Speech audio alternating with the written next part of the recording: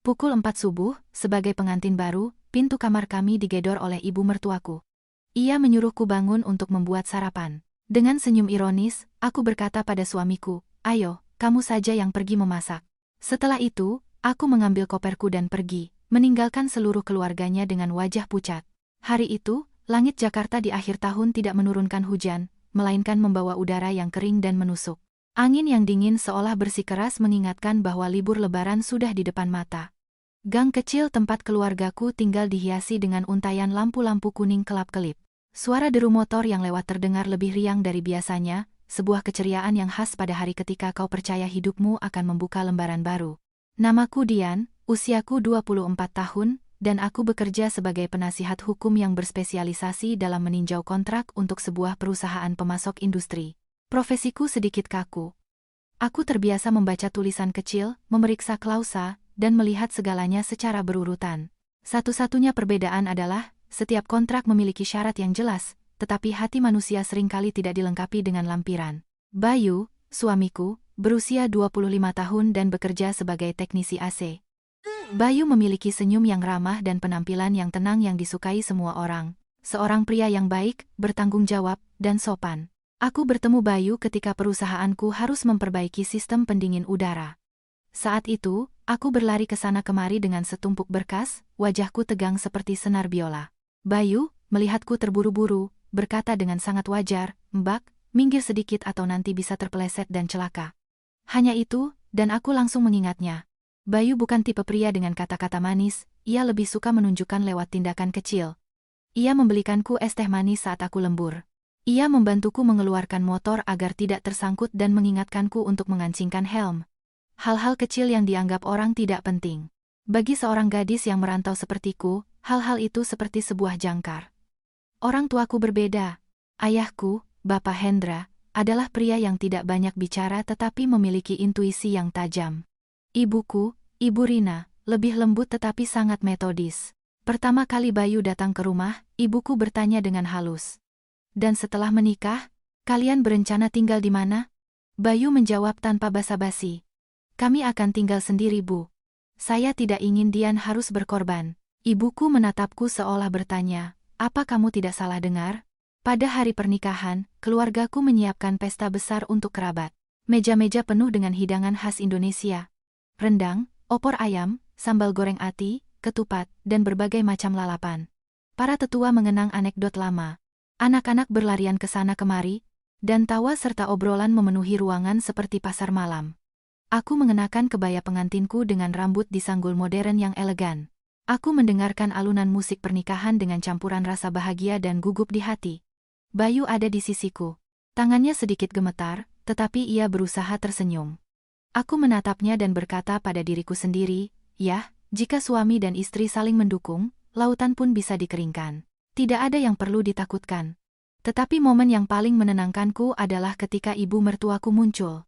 Ibu Lastri, Ibu Bayu, masuk ke dalam ruangan dengan kebaya ungu tua yang anggun dan kalung mutiara yang sederhana. Ia tersenyum lebar.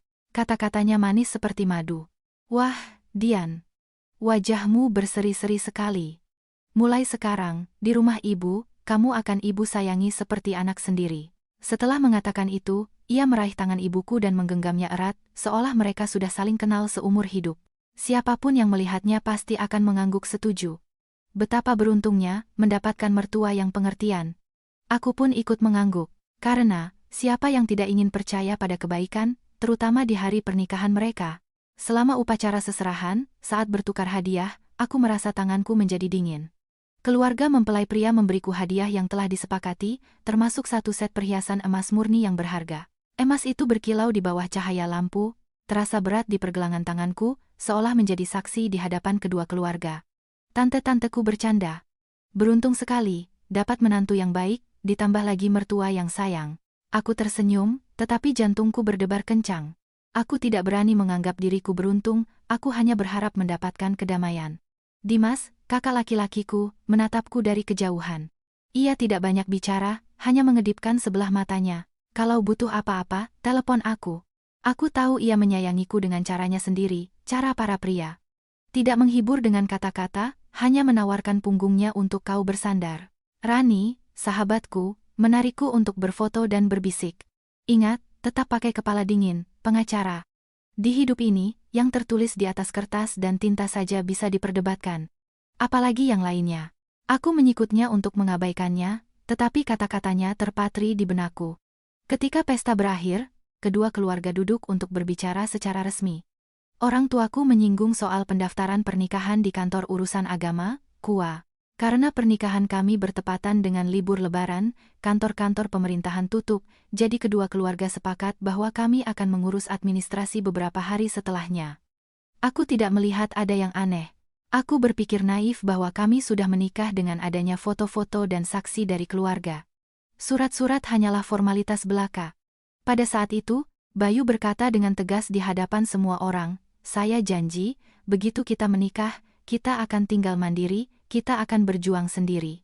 Saya tidak akan membiarkan Dian menderita sebagai menantu di rumah orang lain."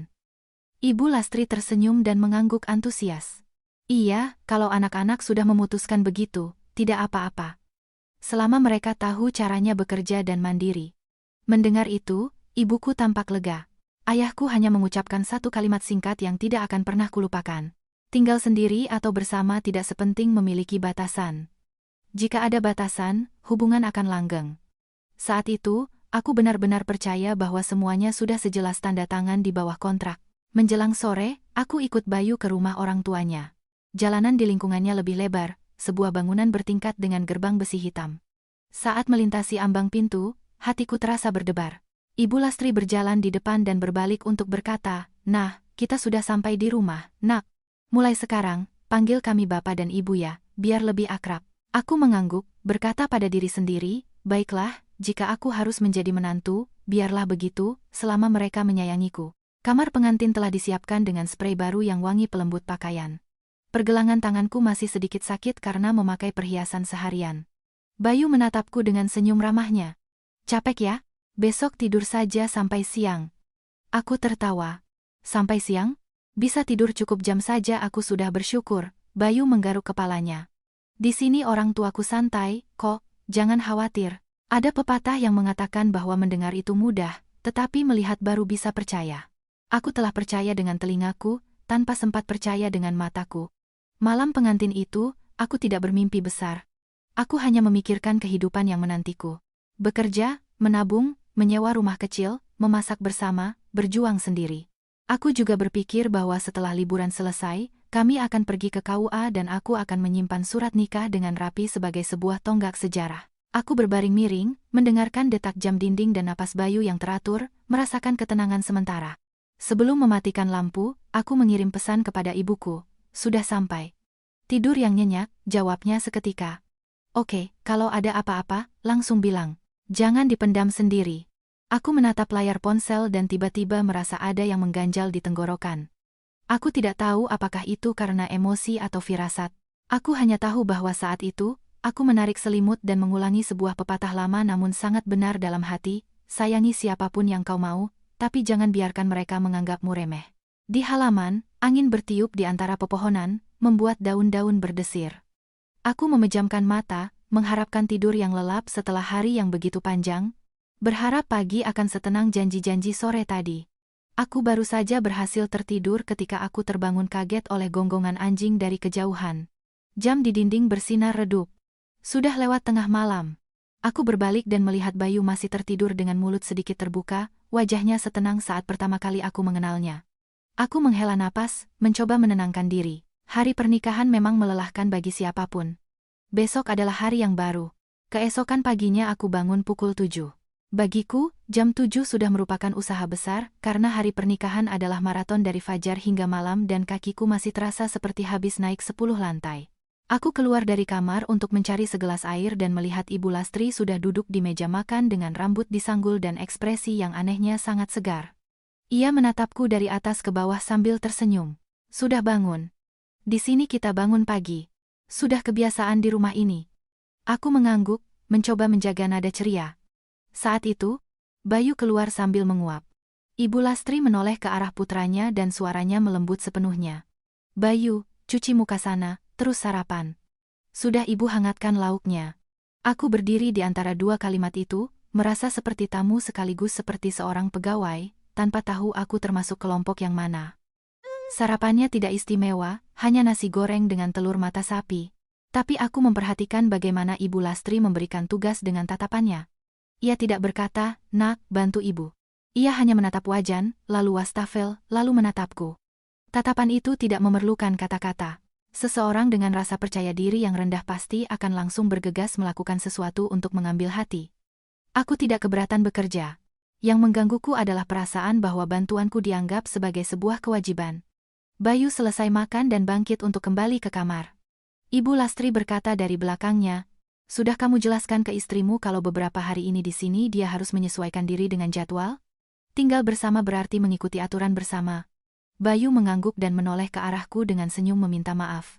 "Jangan dengarkan ibuku, dia memang biasa begitu." Aku mengangguk, tetapi di kepalaku bergema sebuah kalimat yang sering kugunakan dalam pekerjaanku, kebiasaan bukanlah pembenaran hukum untuk melanggar batas orang lain.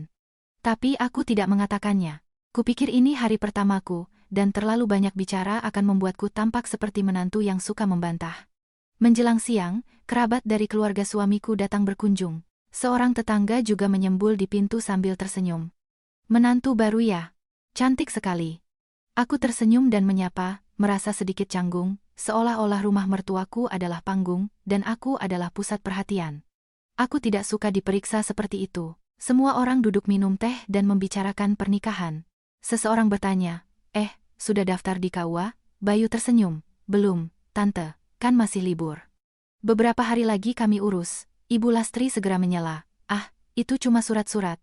Yang penting kan sudah sah secara agama dan adat, sudah di rumah, dan semua orang tahu mereka suami istri." Kalimat itu tampak tidak berbahaya, tetapi membuatku gelisah karena itu berarti setelah ritual selesai, ada hak yang diperoleh, dan aku masih belum mengerti hak siapa itu. Sore harinya, Ibu Lastri mengajakku berkeliling rumah dalam semacam pelajaran untuk menantu. Sebuah rumah yang besar, ruang tamu yang luas, dapur yang bersih, semuanya tertata rapi. Ia menunjukkan setiap hal, piring di sini, lap di sana, sampah dipilah, lantai dipel setiap pagi. Ibu ini orangnya perfeksionis. "Jangan tersinggung ya." Aku tersenyum. "Saya mengerti, Bu." Lalu ia bertanya seolah tanpa maksud, "Jadi kamu penasihat hukum ya? Seharian di depan komputer pasti lebih nyaman daripada kerja fisik." Aku mendengar kata nyaman dan merasa tidak nyaman. Pekerjaanku memang tidak mengangkat beban, tetapi tekanannya berbeda. Ada hari-hari di mana aku menghabiskan berjam-jam dengan mata terpaku pada layar karena satu kesalahan dalam klausa bisa merugikan perusahaan. Aku ingin menjelaskannya, tetapi aku diam karena aku tahu terkadang orang bertanya bukan untuk mengerti, melainkan untuk mengategorikanmu. Menjelang malam, Bayu mengajakku ke balkon untuk mencari angin. Angin Jakarta tidak sedingin itu, hanya sejuk. Aku menatap ke jalan, mendengarkan suara mobil, dan merasa sedikit lebih tenang. Aku bertanya dengan suara pelan, "Kamu masih ingat janji kita akan tinggal sendiri, kan?" Bayu mengelus tanganku dengan suara mantap. "Tentu saja aku ingat. Jangan khawatir. Setelah liburan aku langsung cari-cari." Aku menatapnya, mencari kepastian di matanya. Bayu masih ramah, lembut, tetapi terkadang kelembutannya seperti air, menyegarkan, tetapi juga bisa lolos dari sela-sela jari kapan saja. Malam itu aku menelepon ibuku. "Gimana di sana, Nak?" tanyanya. Aku tersenyum. "Baik, biasa saja." Ibu mertuaku sedikit perfeksionis. Ibuku terdiam beberapa detik, lalu berkata pelan, "Yah, kalau hanya perfeksionis, masih bisa ditahan. Yang buruk itu kalau orang perfeksionis pada hal yang tidak seharusnya." Aku mengerti maksudnya. "Iya, Bu," kataku pelan dan menutup telepon. Aku menatap perhiasan emas yang kusimpan dalam kantong kecil di dalam koper. Aku belum memakainya lagi karena berat dan tidak nyaman. Kupikir, barang berharga lebih baik disimpan dengan baik, tetapi menyimpan dengan baik berbeda dengan memberikannya kepada orang lain untuk disimpan. Aku berkata pada diri sendiri untuk tidak terlalu khawatir, tetapi kemudian aku memarahi diriku sendiri. Kalau kamu tidak khawatir, saat terjadi sesuatu, siapa yang akan membantumu? Lebih baik mencegah daripada mengobati. Aku membuka ponsel dan memeriksa foto-foto pernikahan. Bukan karena tidak percaya, tetapi karena profesiku telah mengajarkanku satu hal yang sangat lugas. Untuk menjaga apa yang menjadi milikmu, kau harus punya bukti. Aku berbalik dan melihat Bayu berbaring sambil menatap ponsel, tersenyum karena sesuatu yang dilihatnya di layar. Aku bertanya, "Besok kita ada acara?" Bayu menjawab, "Besok kan libur. Di rumah saja, tidur lebih lama. Oke, kataku. Aku menarik selimut, mencoba untuk tidur, tetapi aku punya perasaan aneh, seolah aku berdiri di depan pintu yang tertutup dan di balik pintu itu ada sesuatu yang menungguku. Bukan teriakan atau pertengkaran, melainkan sebuah aturan tak terlihat yang siap menjerat leherku kapan saja. Dan aku sama sekali tidak tahu bahwa aturan itu akan mengetuk pintuku pada jam yang tidak akan dianggap normal oleh siapapun. Gedoran di pintu itu tidak sopan, melainkan pukulan yang keras, ritmis, dan mendesak, seolah-olah jika tidak dibuka, pintu itu akan tercabut dari engselnya. Aku terlonjak duduk dengan jantung berdebar kencang. Di luar masih gelap. Di dalam kamar hanya ada cahaya samar dari lorong yang menyelinap dari bawah pintu. Aku mengulurkan tangan dan mengambil ponsel. Pukul 4:07 subuh. Hanya satu pikiran yang melintas di benakku, ada kebakaran. Tepat setelah itu, suara Ibu Lastri menembus pintu, tajam namun jelas. Bangun. Bangun. Ke dapur. Bapak mau pergi jam 6 main catur, harus sarapan dulu. Menantu baru kok tidur sampai jam segini. Aku terduduk diam sejenak, bukan karena takut, tetapi karena terkejut. Kemarin di pesta pernikahan, semuanya penuh senyum dan janji untuk menyayangiku seperti anak sendiri. Dan hanya satu malam kemudian, aku dipanggil seolah-olah sedang apel di barak militer. Aku menoleh ke arah Bayu. Ia tidur menyamping. Aku mengguncangnya pelan. Bayu. Bangun. Ibumu. Ia menggumamkan sesuatu, menarik selimut lebih erat, dan berkata dengan suara mengantuk, "Ada apa, sayang?" Gedoran di pintu kembali terdengar, lebih keras. Dan kalimat Ibu Lastri berikutnya adalah yang membuat darahku membeku. "Oh ya, perhiasan emas pernikahan kemarin, kasih ke ibu saja biar ibu yang simpan. Kalian masih anak-anak, ceroboh, nanti hilang. Di rumah ini ibu yang pegang, lebih aman." Aku menggenggam ponsel di tanganku, merasa seolah ada batu besar yang diletakkan di atas dadaku. Aku bukan orang yang suka berprasangka, tetapi aku juga tidak naif. Meminta perhiasan pernikahan dengan dalih menyimpannya pada pukul 4 subuh di hari pertama. Ini bukan lagi soal keamanan, ini soal kekuasaan. Aku bangkit dan mendekati pintu, tetapi tidak membukanya lebar-lebar. Aku hanya membukanya sedikit, bukan karena ingin bersikap tegang, tetapi karena aku tidak ingin seluruh lorong melihatku dalam piyama, rambut acak-acakan, dibangunkan dengan teriakan, seolah-olah aku seorang pembantu. Ibu Lastri berdiri di sana, dengan mata tajam dan tangan di pinggang. Tatapannya bukan tatapan yang ditujukan kepada seorang menantu, melainkan kepada seseorang yang akan ditaklukkan. Aku menelan ludah, mencoba menjaga ketenangan. "Ibu, saya capek sekali. Ini baru jam 4. Boleh saya tidur sedikit lagi?" Ia menyeringai. "Di rumah ibumu kamu terbiasa hidup enak. Di sini kamu harus ikuti aturan. Dan aturan di rumah ini ya begini." Lalu ia menunjukku dengan jarinya. "Turun ke dapur dan keluarkan perhiasan itu biar ibu simpan. Ibu kasih tahu sekarang biar tidak perlu diulang-ulang lagi." Aku mendengar kata aturan dan merasa merinding. Ada pepatah di mana bumi dipijak, di situ langit dijunjung, tetapi kebiasaan apa yang memaksa seseorang menyerahkan hartanya seolah-olah itu adalah kunci rumah? Aku menjaga suaraku tetap tenang, tetapi kali ini aku tidak mundur. "Ibu, saya akan bantu di dapur, tapi untuk perhiasan pernikahan, tolong biarkan saya yang menyimpannya. Saya sudah dewasa dan tahu cara menjaga barang-barang saya." Suasana menjadi beku. Aku melihat pupil mata Ibu Lastri menyempit seolah kata-kataku tadi adalah sebuah tamparan. "Apa katamu?" Suaranya merendah, tetapi nadanya menjadi lebih mengintimidasi. "Perhiasan pernikahan yang masuk ke rumah ini adalah milik rumah ini. Apa salahnya kalau ibu yang simpan?" Aku merasa tenggorokanku kering. Kalimat itu bukan kebetulan, itu adalah sebuah deklarasi. Aku berbalik dan masuk ke kamar tanpa melanjutkan perdebatan di lorong. Ada percakapan yang jika kau lakukan di ambang pintu, itu sama saja dengan meletakkan dirimu di meja operasi untuk dibedah. Aku mendekati tempat tidur dan mengguncang Bayu lebih keras. "Bayu, bangun sekarang. Ibumu menuntut aku memberikan perhiasan pernikahan kita untuk dia simpan." Bayu membuka matanya dan menatapku beberapa detik, seolah tidak mengerti. Aku tidak memberinya kesempatan untuk tetap mengantuk. Aku berkata pelan dan jelas. "Aku serius. Ibumu mau perhiasan itu sekarang." Bayu terlonjak dengan rambut acak-acakan dan wajah bingung. Aku menariknya dan membawanya ke pintu. Aku membukanya sedikit lebih lebar agar ia bisa melihat ibunya berdiri di sana dengan matanya sendiri, agar ia tahu aku tidak mengarang cerita. Bayu menatap ibunya dengan suara masih serak karena tidur. "Bu, kenapa panggil kami jam segini?" Ibu Lastri berbalik tajam ke arah putranya dengan nada yang merupakan omelan sekaligus pelajaran. Ini jamnya bangun kerja. Kamu bawa istri ke rumah kok buat tidur kayak di hotel. Lagi pula, ibu yang simpan perhiasan itu kan wajar. Menantu baru mana tahu cara simpan barang berharga. Bayu, dengan gugup, menatapku lalu ibunya, dan seperti yang kuduga, ia memilih jalan yang paling mudah.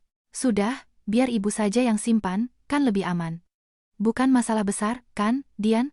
Aku merasa seolah seseorang mematikan lampu di dalam diriku. Bukan karena kalimatnya, tetapi karena frasa bukan masalah besar yang ia katakan, seolah-olah itu hal yang wajar, seolah-olah penolakanku adalah sebuah kesalahan. Aku menatap Bayu. Suaraku masih rendah, tetapi sekarang dingin. Kamu bilang bukan masalah besar. Kalau begitu, perhiasan itu milik siapa? Milik kita atau milik ibumu?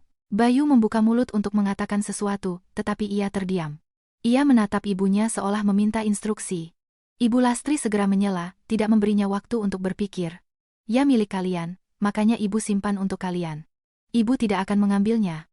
Jangan takut, di rumah ini tidak ada yang mencuri. Aku tidak tersenyum, tetapi dalam hati aku tertawa dengan sebuah kalimat sederhana. Kalau tidak ada yang mencuri, kenapa harus merebut? Aku menahan jawabanku. Aku tahu berdebat dengan orang seperti itu hanya buang-buang waktu. Aku hanya menetapkan batasan dengan satu kalimat yang jelas. Sopan, tetapi final. Bu, terima kasih, tapi saya tidak akan memberikannya. Perhiasan itu milik kami, milik Bayu dan saya yang akan menyimpannya. Kalau kami memutuskan untuk menyimpannya di bank atau brankas, itu akan kami putuskan sendiri nanti. Wajah Ibu Lastri memerah, ia melangkah maju sambil meninggikan suaranya. Menantu baru datang sudah bicara seperti pengacara. Di sini tidak ada yang butuh ceramahmu. Aku mendengar kata pengacara dengan getir. Aku penasihat hukum. Aku terbiasa dengan klausa. Memang benar. Tetapi aku tidak menggunakan hukum untuk mengintimidasi siapapun, aku hanya melindungi milikku. Kata orang, lebih baik malu sesaat daripada menyesal selamanya, tetapi mengalah dalam hal ini berarti mengalah sampai kehilangan hak untuk ada. Bapak Hartono, ayah mertuaku, keluar dari kamarnya sambil mengeringkan wajah dengan handuk, terganggu karena dibangunkan. Ia menatap kami bertiga dan melontarkan sebuah kalimat yang seperti sebuah stempel. Ada keributan apa pagi-pagi begini?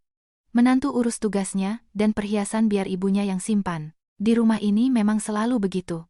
Aku berbalik ke arahnya dan menyapanya dengan hormat. Selamat pagi, Pak. Dengan hormat, saya ingin menjelaskan bahwa saya tidak berdebat, saya hanya tidak akan menyerahkannya. Bapak Hartono mendengus seolah aku baru saja melakukan kejahatan keji. Bayu, di tengah-tengah semua itu, pucat pasi.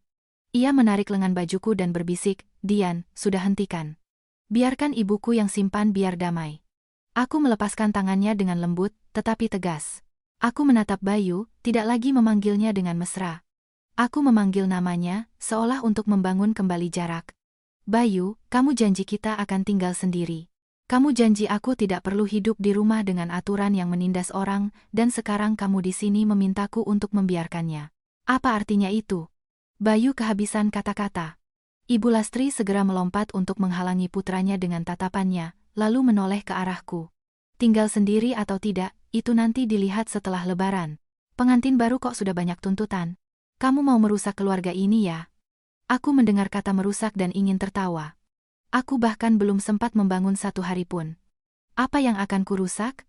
Aku menegakkan tubuh, mengambil napas dalam-dalam, dan mengucapkan kalimat terakhirku dalam percakapan itu. Tidak, saya tidak ingin merusak apapun, atau membuat keributan. Dengan izin Bapak dan Ibu, saya akan lanjut tidur. Perhiasan itu saya yang simpan. Dan soal tinggal sendiri, saya akan bicara dengan Bayu saat hari sudah terang. Aku berbalik, masuk ke kamar, dan menutup pintu. Tidak dengan kunci, tetapi aku menutupnya dengan tegas.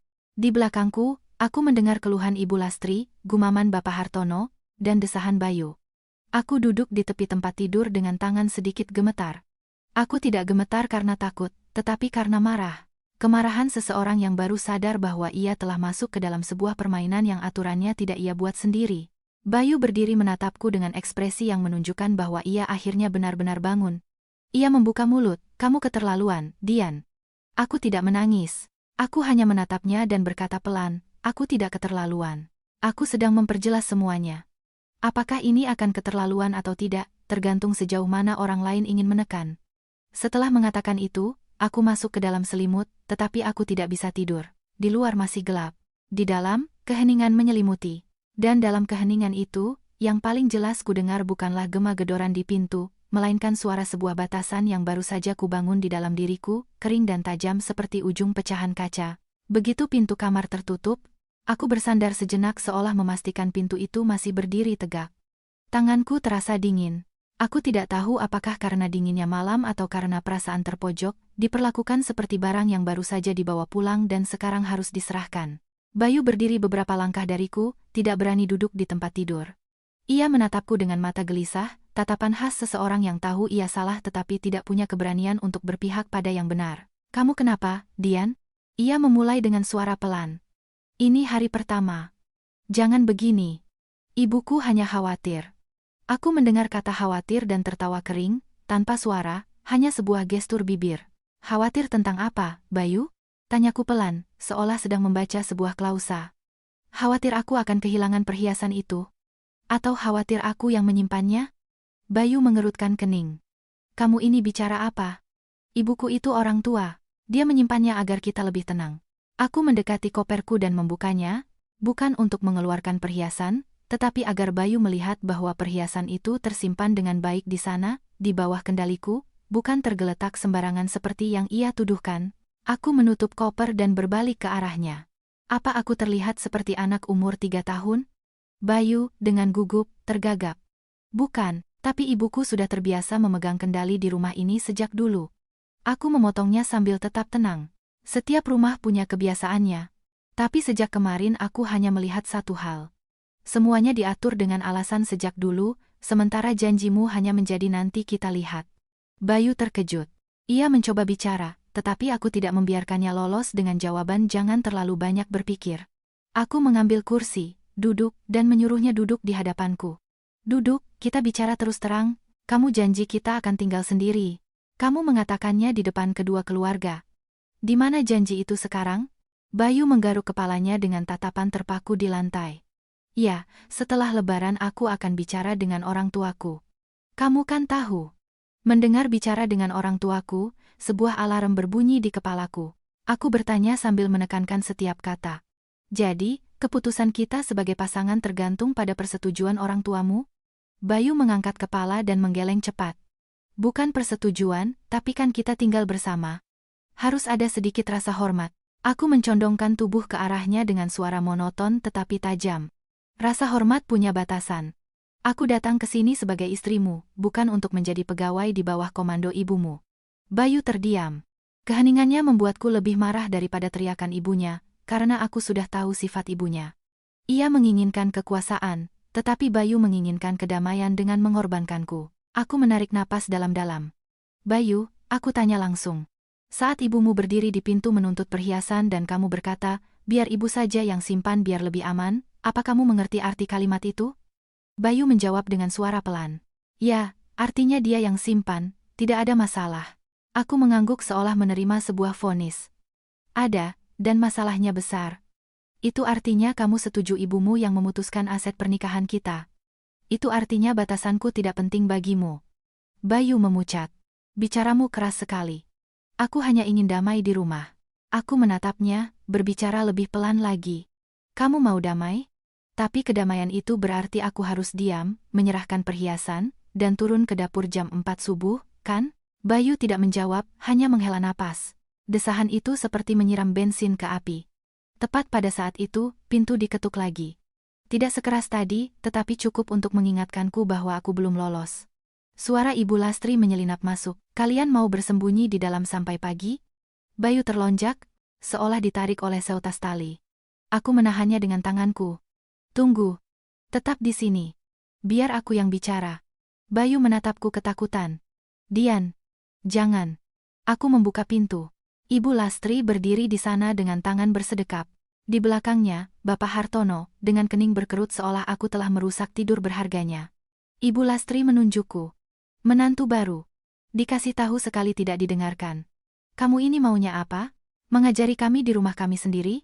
Aku, dengan sopan, "Tidak, Bu. Saya tidak bermaksud mengajari. Saya hanya mengatakan dengan jelas bahwa saya tidak akan menyerahkan perhiasan itu." Ibu Lastri tertawa sinis. Tidak kamu serahkan? Lalu untuk apa kamu bawa ke rumah ini? Kamu pikir kami di sini tidak bisa menghitung?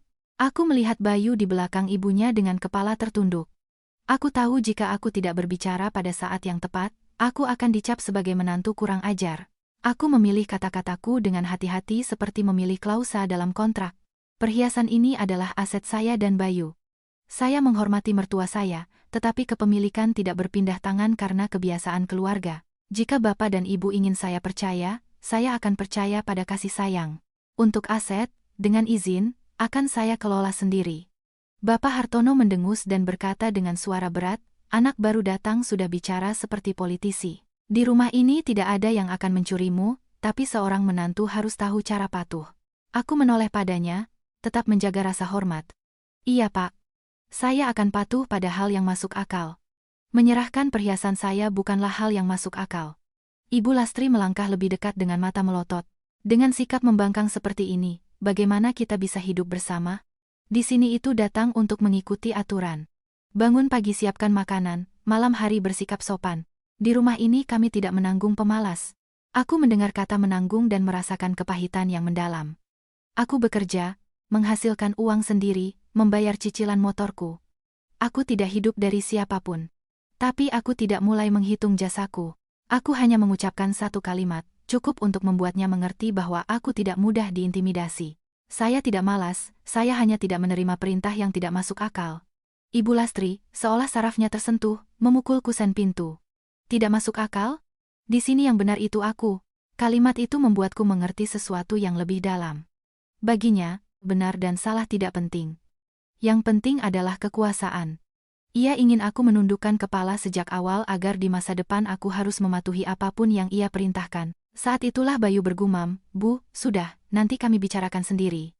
Ibu Lastri berbalik tajam ke arah putranya. Kamu diam. Ibu lakukan ini demi kebaikanmu. Dengarkan Ibu, jangan biarkan istrimu mengaturmu. Aku menatap Bayu. Tatapanku bukan lagi permohonan. Itu adalah ujian terakhir. Kamu akan berpihak pada siapa? Bayu menelan ludah dan mengucapkan kalimat yang menghancurkanku dari dalam. Dian, dengarkan ibuku sedikit, kita kan baru datang. Aku tidak langsung marah, aku hanya merasakan sebuah klik di dalam diriku, seperti gerendel pintu yang terkunci. Aku berbalik ke arah Ibu Lastri dengan suara tenang, hampir dingin. Bu, saya akan katakan sekali lagi agar jelas. Saya tidak akan menyerahkan perhiasan itu dan saya tidak akan turun ke dapur jam 4 pagi hanya karena itu aturan. Saya menantu Ibu, bukan pembantu Ibu. Bapak Hartono menggeram. Lalu untuk apa kamu datang ke sini? Bayu terkejut karena ayahnya menggunakan nada menghina. Aku pun terkejut, bukan karena takut, tetapi karena aku baru saja melihat wajah asli di balik topeng akan kusayangi seperti anak sendiri. Aku menjawab tanpa merendahkan diri. Saya datang untuk menjadi istri Bayu. Jika di sini saya dianggap berbeda, dengan hormat, saya tidak akan tinggal. Ibu Lastri ternganga. Bayu memucat. Apa katamu, Dian? Jangan bilang begitu. Aku menatap Bayu perlahan. Kamu memintaku mengalah, tapi mengalah dengan cara ini sama saja membiarkan mereka merampas batasanku. Jika aku mengalah hari ini, besok mereka akan menuntut lebih. Ada pepatah, dikasih hati minta jantung. Aku tidak ingin menjadi orang seperti itu. Hening selama beberapa detik, aku bisa mendengar dengan jelas dengungan kipas angin di langit-langit. Ibu Lastri, seolah tidak percaya aku berani mengatakan tidak akan tinggal, kembali bersuara dengan nada manis yang dibuat-buat. Loh, nak, ibu kan bilang begini karena khawatir. Ayo, berikan perhiasannya. Ibu simpan di brankas, nanti kalau kamu butuh, ibu berikan. Aku menatapnya. Aku melihat dengan jelas perubahan nadanya, tetapi aku juga melihat ia melakukannya bukan karena kasih sayang, melainkan untuk mencapai tujuannya. Aku menggelengkan kepala. Tidak. Ibu Lastri kembali mengeraskan suaranya, setajam pisau. Tidak? Ya sudah, mulai sekarang jangan mengeluh. Dasar menantu. Aku tidak membiarkannya selesai. Aku menutup pintu, bukan untuk menantangnya, tetapi untuk menghentikan angin puyuh yang mencoba menyeretku. Bayu masuk ke kamar, bingung. Kalau kamu begitu, ibuku akan marah sekali. Aku duduk di tempat tidur dan menatapnya. Bayu, dengarkan baik-baik. Aku tidak takut ibumu marah. Yang paling kutakutkan adalah menjalani hidup di mana aku harus selalu takut orang lain marah agar bisa hidup damai. Bayu terdiam. Aku tahu percakapan ini tidak akan kemana-mana untuk saat ini, tetapi aku juga tahu bahwa aku telah sampai pada titik di mana tidak ada jalan untuk kembali. Aku tidak bisa lagi tersenyum dan membiarkannya berlalu. Aku membuka ponsel dan mengirim pesan ke Rani. Kalau terjadi apa-apa, simpan bukti-buktiku. Lalu aku mengambil foto koperku di mana kantong berisi perhiasan masih utuh. Aku melakukan semua ini dengan cepat dan diam-diam. Profesiku mengajarkanku bahwa menghadapi potensi konflik, bukti harus didahulukan. Aku meletakkan ponsel dan melihat keluar jendela. Masih gelap, tetapi di kejauhan sudah terlihat seberkas cahaya tipis, seperti seutas benang. Tiba-tiba aku berpikir bahwa setiap fajar dimulai dengan seberkas cahaya kecil. Batasanku juga sedang dibangun dalam kegelapan, tetapi itu akan membawaku keluar dari sana. Begitu hari mulai terang, rumah dipenuhi suara-suara kecil. Pintu kamar mandi, air keran, seret sandal di lorong. Aku tidak bisa tidur, mataku kering dan tubuhku lelah, tetapi pikiranku sangat waspada, seolah jam internal tidak berhenti berdering, mengingatkanku bahwa aku berada di tempat yang salah. Bayu berbaring di sebelahku, membelakangiku, juga tidak tidur nyenyak. Sesekali bahunya menegang, seperti orang yang pura-pura tidur agar tidak perlu bicara. Aku menatap punggungnya sejenak, lalu berkata dengan suara pelan tapi jelas, "Bayu, balik badan." Ia tidak bergerak. Aku tidak berteriak, hanya mengulangi, kali ini lebih tegas. "Bayu, aku sedang bicara padamu." Ia menghela napas, lalu berbalik. Matanya merah karena kurang tidur, ia tidak menatapku langsung. Pandangannya berkelana ke langit-langit. "Mau apa lagi?" tanyanya dengan nada antara lelah dan kesal. Kata lagi terasa seperti siraman air dingin. Seharusnya pengantin baru berbicara dengan penuh kasih, bukan dengan "mau apa lagi?" Seolah akulah masalahnya.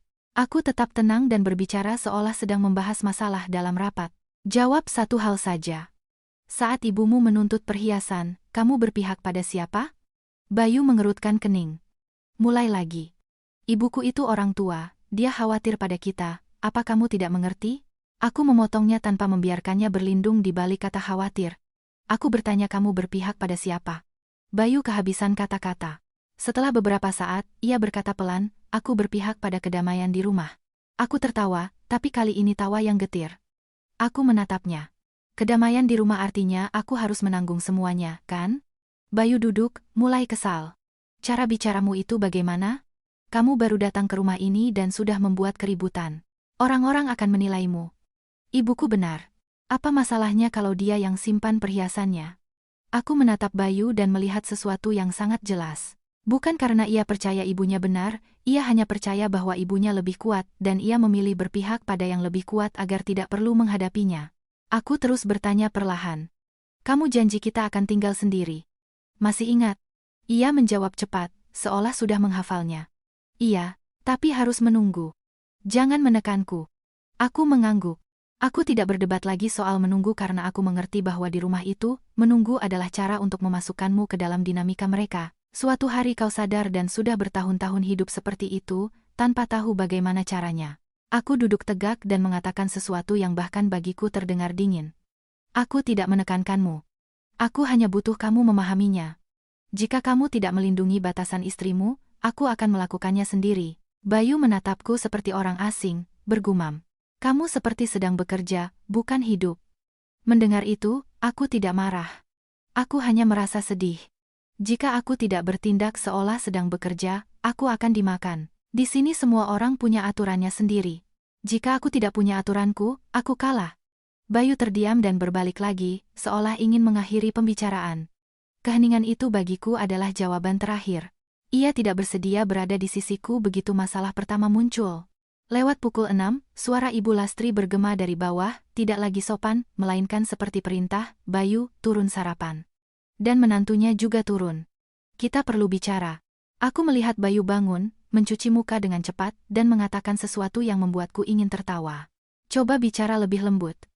Jangan singgung perasaan ibuku." Aku tidak menjawab, hanya menatapnya sejenak. Di kepalaku bergema nasihat ibuku, bersikap lembut pada saat yang tepat adalah cerdas. Melakukannya pada saat yang salah adalah bodoh. Aku turun, bukan untuk bersikap lembut, tetapi untuk melihat peran apa yang telah mereka siapkan untukku. Ruang keluarga sudah terang. Bapak Hartono duduk di kursi utama dengan secangkir teh di tangan dan wajah tanpa ekspresi. Ibu Lastri duduk di seberangnya dengan punggung tegak dan tatapan yang sepertinya sudah menyiapkan seluruh pidato. Aku menyapa mertuaku dengan hormat. "Selamat pagi, Pak." "Selamat pagi, Bu." Ibu Lastri tidak langsung menjawab. Ia menelaahku dari ujung kepala sampai ujung kaki sebelum berkata, "Menantu di rumah lain kalau datang itu sopan. Kamu, hari pertama sudah membangkang. Siapa yang mendidikmu seperti ini?" Aku menjaga nada netral. "Orang tua saya mengajari saya untuk bersikap hormat dan juga menjaga batasan saya." Bapak Hartono membanting cangkirnya ke meja. "Batasan? Batasan apa?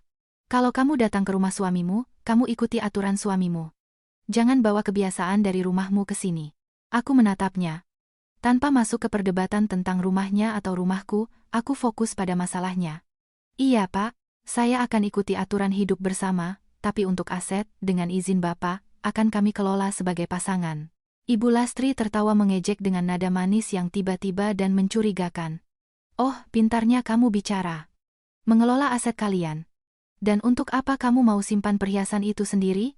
Supaya kalau ada apa-apa, kamu bisa ambil dan pulang ke rumah orang tuamu?" Kalimat itu seperti jarum yang menusuk langsung ke harga diriku. Aku melihat Bayu di sebelahku menegang, tetapi ia tetap diam. Aku mengerti. Inilah naskah yang telah mereka siapkan. Menabur keraguan dan menjadikanku sebagai pihak yang mata duitan. Aku tidak tersipu atau membela diri dengan pidato panjang. Aku hanya menjawab singkat, "Saya tidak akan kemana-mana. Saya hanya menyimpan apa yang menjadi milik pernikahan kami." Ibu Lastri memiringkan kepala, berakting dengan penuh semangat. "Anak-anak zaman sekarang banyak omong, tapi siapa yang tahu isi hatinya? Ibu kasih tahu ya, ibu sudah tua dan punya banyak pengalaman dengan orang. Dengan sifat keras kepalamu itu, hidupmu akan susah nanti." Aku mendengar hidupmu akan susah dan merasa merinding.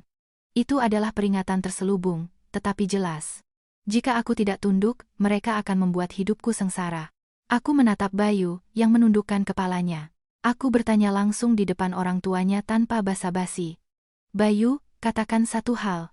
Kamu ingin siapa yang menyimpan perhiasan itu?" Bayu terkejut, menatap ibunya, ayahnya, lalu bergumam, "Biar ibu saja yang simpan, supaya damai." Aku mengangguk, bukan untuk menunjukkan persetujuan, tetapi untuk mencatat fakta. Dalam rapat keluarga ini, suaraku adalah minoritas. Aku berbalik ke arah Ibu Lastri, masih dengan hormat tetapi tegas. "Bu, saya sudah mendengarnya, tapi saya tetap tidak akan menyerahkannya. Ibu mungkin akan marah pada saya, tapi saya tidak akan menyerahkan aset saya karena takut dimarahi."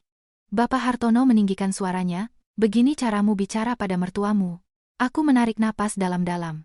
Aku tidak menanggapi nada itu karena melakukannya berarti masuk ke dalam perangkap mereka. Aku hanya berkata pelan dan jelas seolah menutup sebuah notulen rapat. "Dengan hormat, saya tidak akan berdebat. Saya tetap pada keputusan saya." Ibu Lastri melompat berdiri dengan suara melengking. "Lihat kan? Menantu macam apa yang dinikahi anakku ini? Baru datang sudah kurang ajar." Tentu saja, dengan emas di tangan, kepalanya jadi besar. Aku menatapnya dengan ketenangan yang mengejutkanku sendiri. Aku tidak membalas dengan kata-kata menyakitkan. Aku hanya teringat sebuah pepatah yang sangat tepat, lidah manusia itu seperti pisau. Begitu bicara, ia memotong. Dan aku mengerti bahwa mereka sedang mengasah pisau itu dengan harga diriku. Aku berbalik ke arah Bayu dan berkata dengan suara pelan, tetapi cukup untuk didengarnya. "Kamu dengar ibumu? Jika suatu hari nanti terjadi sesuatu, mereka akan bilang aku membawa kabur perhiasannya, dan itu tidak akan aku terima." Bayu membuka mulut untuk mengatakan sesuatu, tetapi ia terdiam. Aku tidak menunggu lebih lama. Aku berbalik dan langsung naik ke kamarku. Di sana aku melakukan sesuatu yang sangat spesifik. Aku membuka catatan di ponsel dan menulis kronologi kejadian sejak malam sebelumnya, apa yang dikatakan masing-masing orang. Pukul berapa? Di mana? Aku tidak menuliskannya untuk menjelek-jelekan mereka, tetapi untuk melindungi diriku. Profesiku telah mengajarkanku untuk menganalisis urutan kejadian. Aku mengerti bahwa hanya dengan mengubah satu detail, mereka bisa memutarbalikkan cerita untuk menyudutkanku. Aku juga memeriksa bahwa kantong berisi perhiasan masih ada di dalam koper. Aku tidak membukanya untuk menghitung, hanya memastikan masih ada di tempatnya. Aku memberi label mental pada diriku sendiri. Aset ini akan menjadi target mereka dan juga senjata yang akan mereka gunakan untuk mengarang cerita tentangku. Aku duduk di tepi tempat tidur, menatap keluar jendela. Matahari sudah bersinar terang, tetapi di dalam diriku semuanya gelap. Aku menginginkan kedamaian, tetapi keluarga ini tidak akan memberikannya. Dan aku tahu, jika aku tidak membangun bentengku sendiri, mereka akan masuk ke dalam hidupku dan mengacaukan segalanya. Dan di atas semua itu, mereka akan berharap aku berterima kasih karena telah mengkhawatirkanku. Aku bangkit dan mengenakan pakaian yang nyaman, bukan untuk turun dan meminta maaf, tetapi untuk mempersiapkan langkah selanjutnya dengan cara yang paling jernih, seperti seseorang yang tidak lagi percaya pada kedamaian keluarga. Setelah berpakaian, aku sejenak menatap cermin. Wajahku bukan wajah pengantin baru, melainkan wajah seseorang yang baru saja sadar dari sebuah kejatuhan. Aku punya kantung mata karena tidak tidur. Aku menepuk-nepuk pipiku, berkata pada diri sendiri untuk tetap tenang. Dalam hidup, kemarahan adalah umpan yang digunakan orang lain untuk memancingmu ke dalam perangkap mereka. Aku menutup pintu kamar dengan hati-hati, menguncinya dari dalam, bukan untuk mencegah seseorang masuk dengan paksa, tetapi untuk memberiku waktu beberapa menit untuk bernapas. Hal pertama yang kulakukan bukanlah membuka koper. Aku mengambil dompetku, mengeluarkan semua dokumen pribadiku, KTP, SIM, kartu ATM, kartu BPJS, dan memasukkannya ke dalam tas kecil yang melekat di tubuhku. Aku melakukannya perlahan, satu persatu.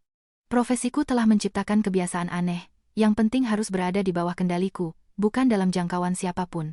Aku membuka ponsel, membaca kembali kronologi yang telah kutulis, dan menyimpan tangkapan layarnya di folder pribadi.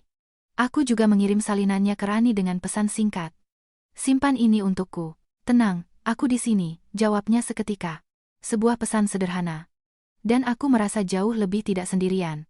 Benar kata pepatah, sebatang lidi tidak akan kuat. Di saat-saat bahaya, kau baru tahu siapa yang ada di pihakmu. Aku melihat koper. Benda itu ada di sana seperti pertanyaan tanpa jawaban. Aku membukanya, bukan untuk mengaduk-aduk isinya, tetapi untuk menatanya kembali sesuai kebutuhanku. Pakaian di satu sudut, tas perlengkapan mandi di sudut lain, pengisi daya ponsel, earphone, kunci motor, kutaruh di saku luar agar jika terjadi sesuatu, aku hanya perlu menarik resleting dan pergi.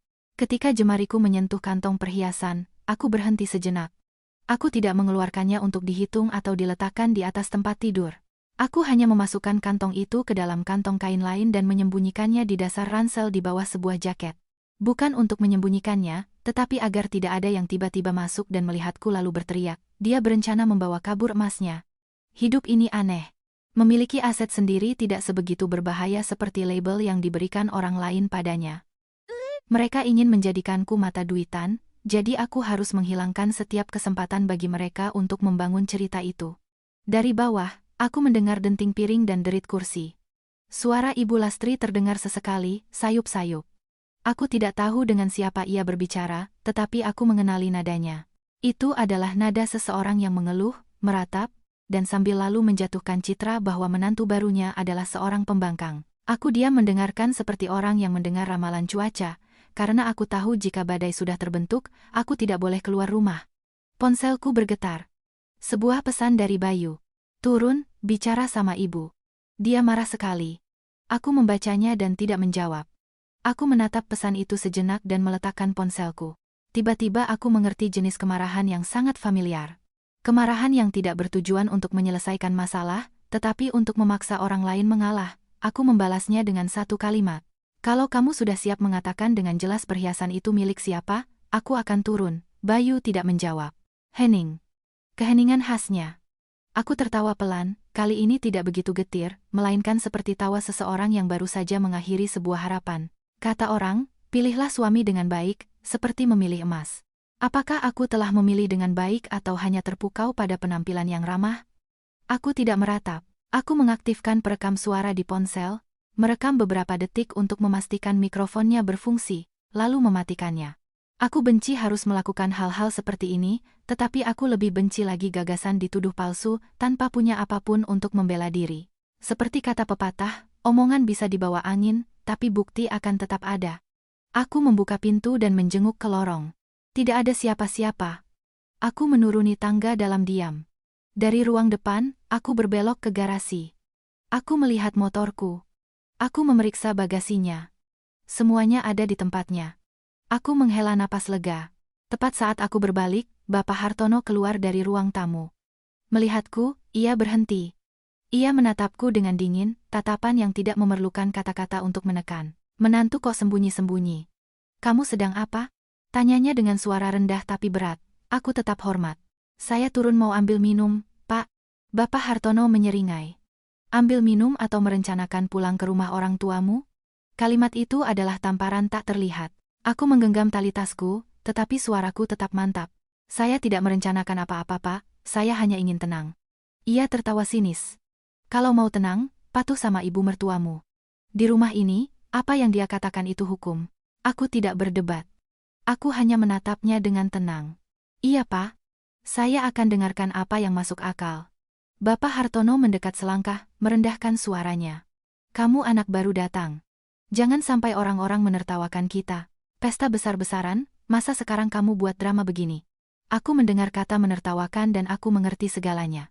Mereka takut kehilangan muka, takut pada apa kata orang, dan justru karena ketakutan itulah mereka akan mencoba mengendalikanku lebih jauh agar aku tidak bisa membuat keributan. Betapa ironisnya, mereka menciptakan masalah, lalu menuntutku diam untuk menyelamatkan reputasi mereka. Aku mengangguk tanpa membantah. Aku melewatinya dan kembali naik ke kamar.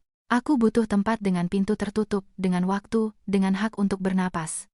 Begitu masuk, aku menelepon ibuku tanpa basa-basi. Aku berkata, Bu, di sini ada masalah. Aku mau pulang sebentar.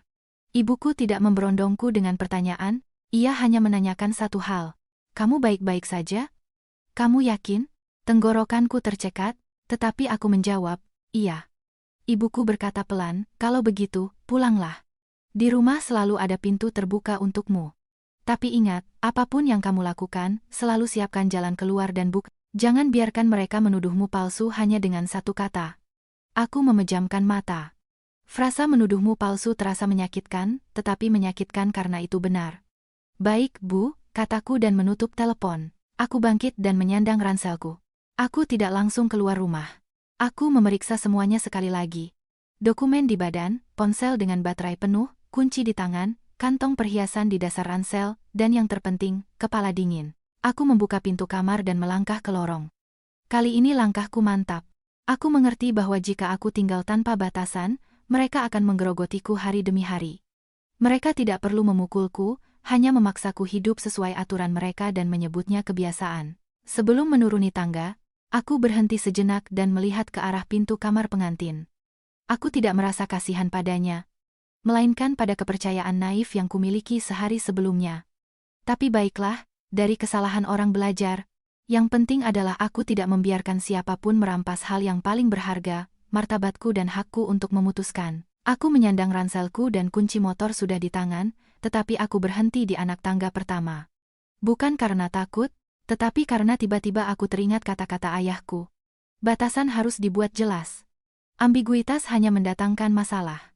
Jika aku pergi diam-diam, keesokan harinya mereka hanya perlu berkata, dia membawa kabur emas dan lari ke rumah orang tuanya, dan itu sudah cukup. Di hidup ini, orang lebih cepat percaya pada skandal daripada penjelasan yang masuk akal. Dan aku tidak bisa hidup dengan reputasi seperti itu. Aku meletakkan ransel di lantai dan mengeluarkan ponsel. Aku tidak langsung mengaktifkan kamera. Aku memeriksa baterai, membuka aplikasi video, merekam beberapa detik, lalu menghapusnya. Aku mengingatkan diriku sendiri bahwa rekaman harus berkelanjutan dan suaranya harus jelas. Ini bukan pertunjukan untuk media sosial, ini adalah perisaiku. Aku membuka resleting ransel dan mengeluarkan kantong berisi perhiasan. Tanganku tidak gemetar, tetapi terasa dingin.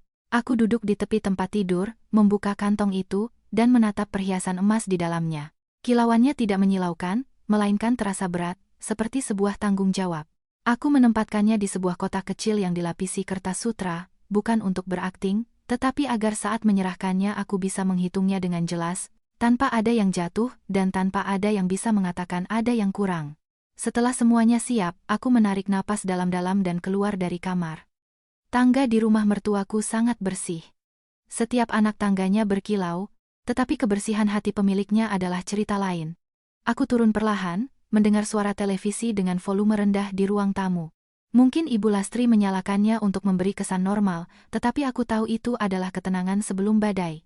Aku masuk ke ruang tamu. Bapak Hartono duduk di kursi utama dengan secangkir teh. Ibu Lastri, di sebelahnya, menatapku seperti pemberontak yang harus dijinakkan. Bayu berdiri di dekat pintu, pucat, menggosok-gosok tangannya dengan gugup. Aku meletakkan kotak berisi perhiasan di atas meja, terlihat jelas.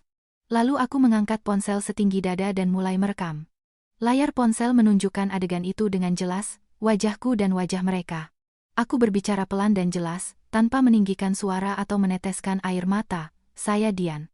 Hari ini, di hadapan mertua saya dan suami saya, Bayu, saya ingin menegaskan bahwa saya mengembalikan seluruh perhiasan emas pernikahan yang keluarga mempelai pria berikan kemarin.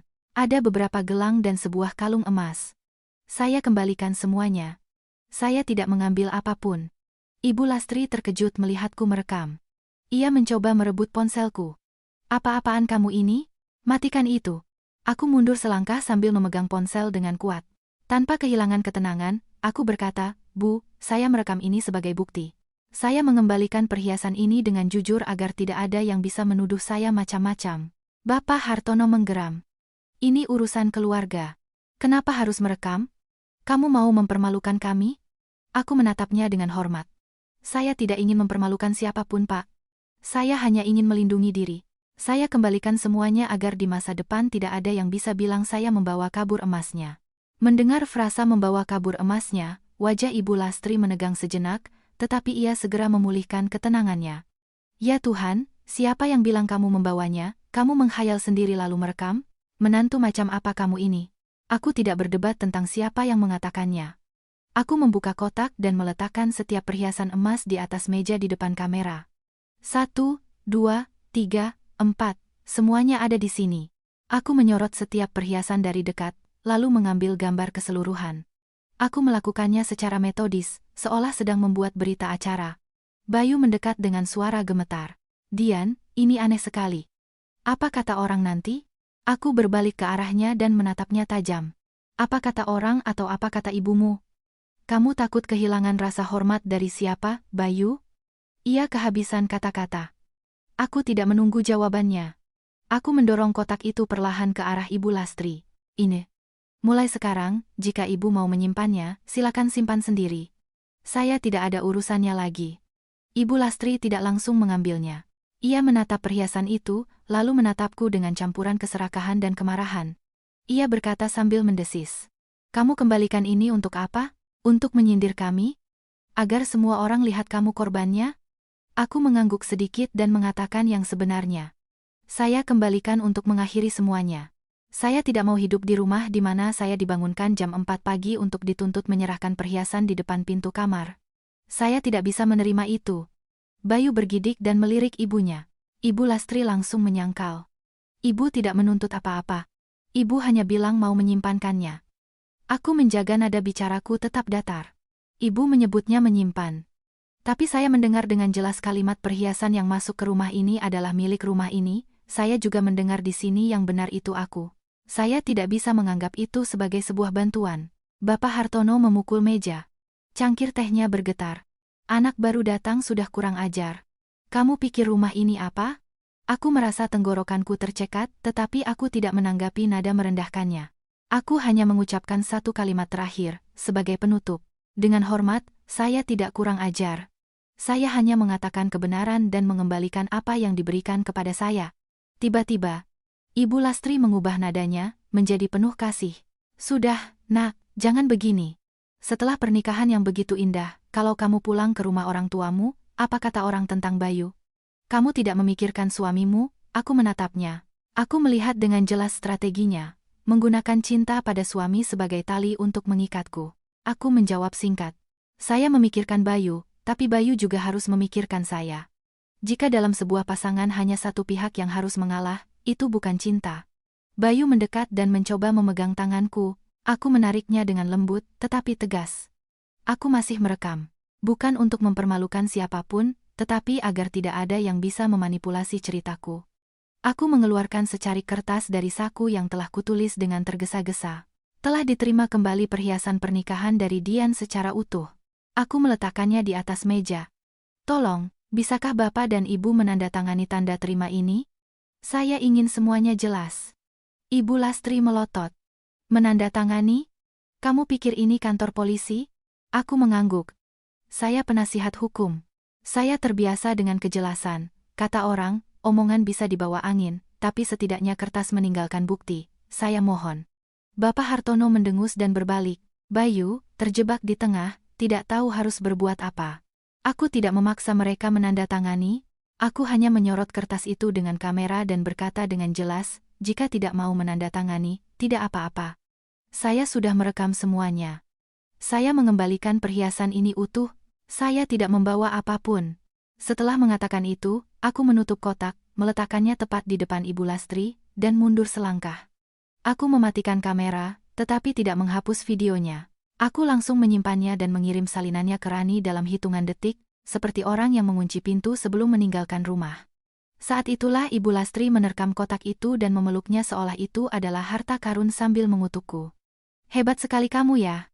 Kamu pikir dengan merekam kamu menang? Pulang sana ke rumah orang tuamu, nanti kita lihat. Aku menatapnya tanpa rasa takut. Aku hanya merasa kasihan pada mulut yang sehari sebelumnya mengatakan akan menyayangiku seperti anak sendiri. Ada pepatah yang mengatakan, di mulut kata-kata suci, di hati sebilah belati. Aku tidak ingin mempercayainya, tetapi hari itu aku melihatnya.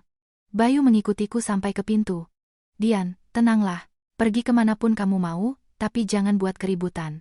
Aku berbalik dan menatap matanya dengan suara rendah tapi berat. Bayu, apakah ini akan menjadi keributan atau tidak, itu tidak tergantung pada mulutku. Itu tergantung pada apakah seorang suami berani membela istrinya. Aku membuka pintu dan keluar. Sinar matahari pagi memantul di aspal. Aku menarik napas dalam-dalam, seolah baru saja keluar dari ruangan tanpa oksigen. Aku tahu bahwa sejak aku meletakkan perhiasan di atas meja dan merekam semuanya, tidak ada jalan untuk kembali. Aku tidak bisa lagi mengalah untuk menjaga kedamaian. Aku naik ke motorku dan menyalakannya. Melalui kaca spion, aku melihat pintu rumah mertuaku semakin mengecil. Aku tidak menangis. Aku hanya merasa hatiku lebih ringan, karena setidaknya aku telah menyelamatkan sesuatu yang penting. Kebenaran ada di tanganku, bukan di mulut orang lain. Setelah beberapa saat berkendara, aku sadar aku menggenggam setang motor begitu erat sampai jari-jariku kesemutan. Angin pagi menerpa wajahku, sejuk namun tajam. Rasa perih itu bukan karena angin, tetapi karena telah meninggalkan tempat yang pernah kupikir akan kusebut rumah. Aku menepikan motor, mengeluarkan ponsel, dan menonton kembali video yang baru saja kurekam. Bukan untuk kesenangan, tetapi untuk memastikan semuanya tersimpan dengan baik. Gambar, suara, wajah, momen yang tepat. Pekerjaanku telah membiasakanku untuk memperhatikan detail. Satu potongan audio saja bisa membuatku dituduh memanipulasi. Aku menontonnya sekali. Mengunci file itu dan mengirim salinan lain ke email pribadiku, sebuah kebiasaan profesional yang saat itu menjadi perisaiku. Telepon tidak berhenti berdering. Bayu menelepon. Aku tidak menjawab, Ibu Lastri menelepon. Apalagi? Aku tahu ketika orang sedang marah, setiap kata akan menjadi amunisi bagi mereka. Aku tidak akan sebodoh itu. Aku sampai di rumah orang tuaku sekitar pukul 10 pagi. Begitu aku membuka pintu, ibuku sudah berdiri di ambang pintu. Ia tidak bertanya mengapa aku kembali, ia hanya menatap wajahku, menyuruhku masuk, dan berkata dengan suara pelan tapi tegas, "Masuk dulu, minum air putih." Ayahku duduk di ruang tamu dengan koran di pangkuannya, tetapi tidak membacanya. Ia menatapku sekali, tanpa celaan atau pertanyaan terburu-buru, hanya dengan tatapan seseorang yang sudah bisa menebak sebagian ceritanya. Tiba-tiba tenggorokanku tercekat, tetapi aku tidak membiarkan diriku menangis. Aku tahu sekarang aku harus jernih. Aku membuka ransel, mengeluarkan dokumen-dokumenku, dan meletakkannya di atas meja, lalu mengambil ponselku. "Pak, Bu, dengarkan aku dulu. Jangan panik." Ibuku mengangguk. Ayahku juga. Aku mulai menceritakan kronologinya, tanpa menambah atau mengurangi, tanpa meratap, hanya fakta. Dari gedoran pintu jam 4 subuh, tuntutan ke dapur, permintaan perhiasan, kalimat Bayu biar ibu saja yang simpan biar lebih aman, hingga adegan aku mengembalikan 4 perhiasan emas di ruang tamu dan merekam semuanya. Setelah selesai, aku memutar videonya untuk mereka. Ibuku menonton sambil menggenggam tepi meja, ayahku dengan wajah seserius batu. Ketika sampai pada bagian Bapak Hartono berbicara dengan nada menghina, ayahku menghela napas sangat pelan, tetapi terdengar seperti palu yang memukul meja. Ibuku menoleh ke arahku dan menanyakan satu hal. "Kamu membawa sesuatu dari rumah mereka?" Aku menggeleng. "Tidak. Semuanya sudah kukembalikan. Aku tidak mengambil apapun yang bukan milikku." Ayahku mengangguk. "Kalau begitu, bagus." Kata bagus dari ayahku bukan pujian. Itu adalah konfirmasi bahwa aku masih orang yang berintegritas. Di hidup ini, kau boleh miskin, kau boleh salah, tetapi kau tidak boleh membiarkan dirimu dicap tidak jujur. Harga diri lebih penting daripada kekayaan. Saat itu aku mengerti. Rani meneleponku lewat video call. Aku menjawab. Begitu melihat wajahku, ia berkata, "Kamu sudah mengirim videonya. Sudah kusimpan di 3 tempat berbeda." Tenang. Omong-omong, sepertinya di sana mereka tidak akan diam saja. Maksudmu? Tanyaku. Bayu baru saja mengirimiku pesan, minta nomor ibumu. Dan seseorang yang tidak kukenal baru saja menambahkanku di Facebook, bertanya apa benar kamu kabur bawa emas. Ini tidak beres. Aku mendengar kabur bawa emas dan merasa merinding. Seperti yang telah kuduga, karena tidak bisa mendapatkan perhiasannya, mereka akan menguasai apa kata orang. Ibuku, yang ada di sebelahku, mendengarnya dan memucat. Ayahku tertawa getir dan berkata, seolah menyimpulkan, kalau seseorang ingin merusak namamu, jika tidak bisa dengan satu cara, ia akan mencoba dengan cara lain. Aku duduk tegak, aku tahu inilah saatnya untuk mengaktifkan mode pertahanan diri total. Aku membuka perekam suara di ponsel dan mencobanya lagi. Aku tidak berencana mempublikasikannya di media sosial segera. Aku hanya ingin mulai sekarang setiap panggilan yang berisi ancaman, hinaan, atau kebohongan, akan terekam. Tepat pada saat itu, teleponku berdering, nomor tak dikenal. Aku menatap ibuku, ayahku. Ayahku mengangguk. Angkat, aku menekan tombol jawab dan mengaktifkan rekaman. Dian, suara Ibu Lastri terdengar masam. Pintar sekali kamu, ya. Baru datang sudah merekam video. Kamu mau mempermalukan keluarga ini? Aku tetap tenang. Tidak, Bu. Saya hanya merekam untuk membuktikan saya mengembalikan emasnya dan agar tidak ada yang menuduh saya macam-macam. Ibu Lastri tertawa sinis. Menuduhmu? Kamu sudah dituduh. Kamu pikir dengan pulang ke rumah ibumu kamu jadi bersih? Orang-orang bertanya padaku dan aku bilang yang sebenarnya. Menantu baru menikah sudah kabur dari rumah. Bagaimana orang akan memandang Bayu? Aku mendengarkan setiap kata, tidak berdebat, hanya bertanya. Jadi, ibu akan menceritakan versi itu kepada orang lain? Ibu Lastri menggeram. Aku bilang yang sebenarnya. Emasnya memang kamu kembalikan. Iya, tapi jangan pikir dengan itu semuanya selesai. Perempuan seperti kamu, siapa yang mau menikahimu nanti? Kamu sudah melangkahi pintu rumahku. Aku tidak bisa terus mendengarkan. Bukan karena malu, tetapi karena jijik melihat bagaimana seorang dewasa menggunakan harga diri seorang wanita sebagai senjata untuk memukul orang lain. Aku menggenggam telepon, tetapi suaraku tidak pecah. Bu, dengan hormat, saya akan tutup teleponnya. Jika ibu terus menghina harga diri saya akan menempuh jalur hukum. Ibu Lastri terdiam sejenak, lalu meledak. Jalur hukum? Kamu mengancamku dengan pengacara? Saya tidak mengancam. Saya hanya mengingatkan agar ibu tidak bertindak terlalu jauh. Aku menutup telepon. Rekaman itu tersimpan. Aku langsung mengirimkannya ke Rani dan kakakku, Dimas. Aku tidak ingin ada anggota keluargaku yang harus mendengar gosip lalu membantahnya. Ayahku bangkit. Mulai sekarang, jangan jawab nomor tak dikenal. Kalau ada apa-apa, kita yang urus. Kalau harus bicara dengan mereka, harus di siang hari, secara langsung, dan dengan saksi. Ibuku menghela napas. Ibu tidak mau ada keributan, tapi ibu juga tidak akan membiarkan anak ibu diinjak-injak. Aku mengangguk. Keluargaku bukan tipe yang suka bertengkar dengan teriakan, tapi juga bukan tipe yang menundukkan kepala. Makan siang hari itu tidak masuk ke perutku. Ibuku membawakanku semangkuk sup hangat. Makan sedikit, nak. Kamu butuh tenaga untuk berpikir. Aku makan beberapa suap, lalu duduk bersama orang tuaku untuk merencanakan langkah selanjutnya. Aku menjelaskan bahwa aku punya video pengembalian emas, rekaman telepon terakhir, dan kronologi lengkap. Orang tuaku setuju. Tidak ada perdebatan di media sosial atau saling menghina dengan mereka. Kami akan mengatur pertemuan formal untuk memperjelas batasan dan menuntut mereka berhenti menyebarkan fitnah. Sorenya, Dimas datang. Begitu masuk, ia bertanya. Mereka apakan kamu? Aku menunjukkan videonya dan memutar rekamannya. Setelah selesai, wajahnya menjadi gelap. Ia tidak memukul meja atau berteriak, tetapi suaranya dingin.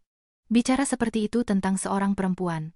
Mereka mencoba menghancurkan reputasimu. Aku mengangguk. Aku juga mengerti bahwa dalam cerita ini, uang hanyalah dalih. Yang sebenarnya mereka inginkan adalah kekuasaan. Kekuasaan untuk memerintah, menaklukkan, dan menjadikanku sebagai pihak yang bersalah. Dimas menatapku. Tenang. Tapi ingat, kalau kamu sudah sampai sejauh ini, jangan setengah-setengah. Kalau kamu mau mengatakan kebenaran, kamu harus mempertahankannya. Aku menatapnya dan merasa lebih kuat. Aku tidak menginginkan perang, tetapi aku juga tidak akan membiarkan mereka membawaku ke alun-alun untuk menjual harga diriku kepada penawar tertinggi. Malam itu, berbaring di tempat tidur lamaku, di rumah orang tuaku, kipas angin berputar dan suara jalanan seperti biasa. Tetapi hidupku tidak lagi seperti biasa. Teleponku diam, tetapi aku tahu keheningan itu hanyalah pendahuluan dari gemuruh apa kata orang. Dan ketika itu dimulai, orang tidak akan bertanya tentang benar atau salah, mereka hanya akan bertanya, benar ya anak Pak Hendra kabur bawa emas pernikahan? Aku memejamkan mata dan berkata pada diri sendiri, baiklah, biarkan mereka bicara, tetapi bicara akan ada harganya. Keesokan paginya, ayahku menelepon Bayu langsung tanpa basa-basi. Ia mengatur pertemuan pukul 10 di rumah kami. Ia menegaskan bahwa pertemuan itu untuk mengklarifikasi, bukan untuk berdebat. Bayu tergagap dan tak lama kemudian mengirim pesan. Saya akan datang dengan orang tua saya. Aku tidak merasa gugup karena takut, melainkan karena akan mendengar lebih banyak hinaan. Dimas memperingatkanku, kamu duduk di sebelah ibu dan jangan berdebat.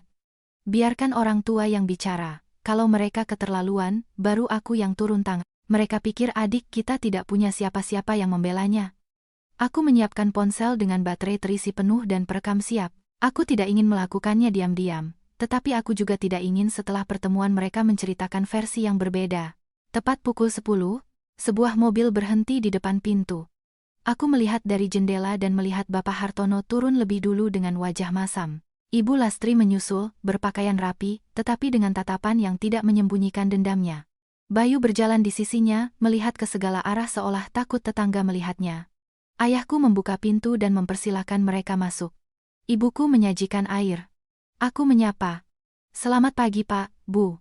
Aku memanggil mereka begitu karena secara formal mereka pernah menjadi mertuaku, tetapi suaraku tidak lagi lembut, melainkan suara seseorang yang menjaga jarak. Ibu Lastri melirikku sekilas, lalu menoleh ke ibuku dengan senyum paksa. Maaf ya, Besan. Anak muda memang impulsif. Ibuku menjawab dengan senyum tipis. Impulsif atau tidak, mari kita duduk untuk memperjelasnya. Bapak Hartono tidak menyentuh airnya, ia bersandar di kursi dan bertanya langsung, untuk apa kalian memanggil kami? Pernikahan sudah lewat. Menantunya sudah pergi atas kemauannya sendiri dan malah merekam video untuk mempermalukan kami. Kami sudah cukup malu. Mendengar kata malu, wajahku terasa panas, tetapi aku tidak berkata apa-apa. Aku menatap ayahku. Ia meletakkan cangkirnya dan berkata perlahan, Bapak bilang Bapak sudah malu. Boleh saya tahu, malu karena apa? Karena anak saya mengembalikan perhiasannya dan pergi setelah dipaksa menyerahkannya dini hari? Atau malu karena keluarga Bapak tidak bertindak dengan benar? Ibu Lastri langsung menyela, meninggikan suaranya. Tidak ada yang memaksanya, saya hanya bilang mau menyimpankannya. Dia itu pembangkang.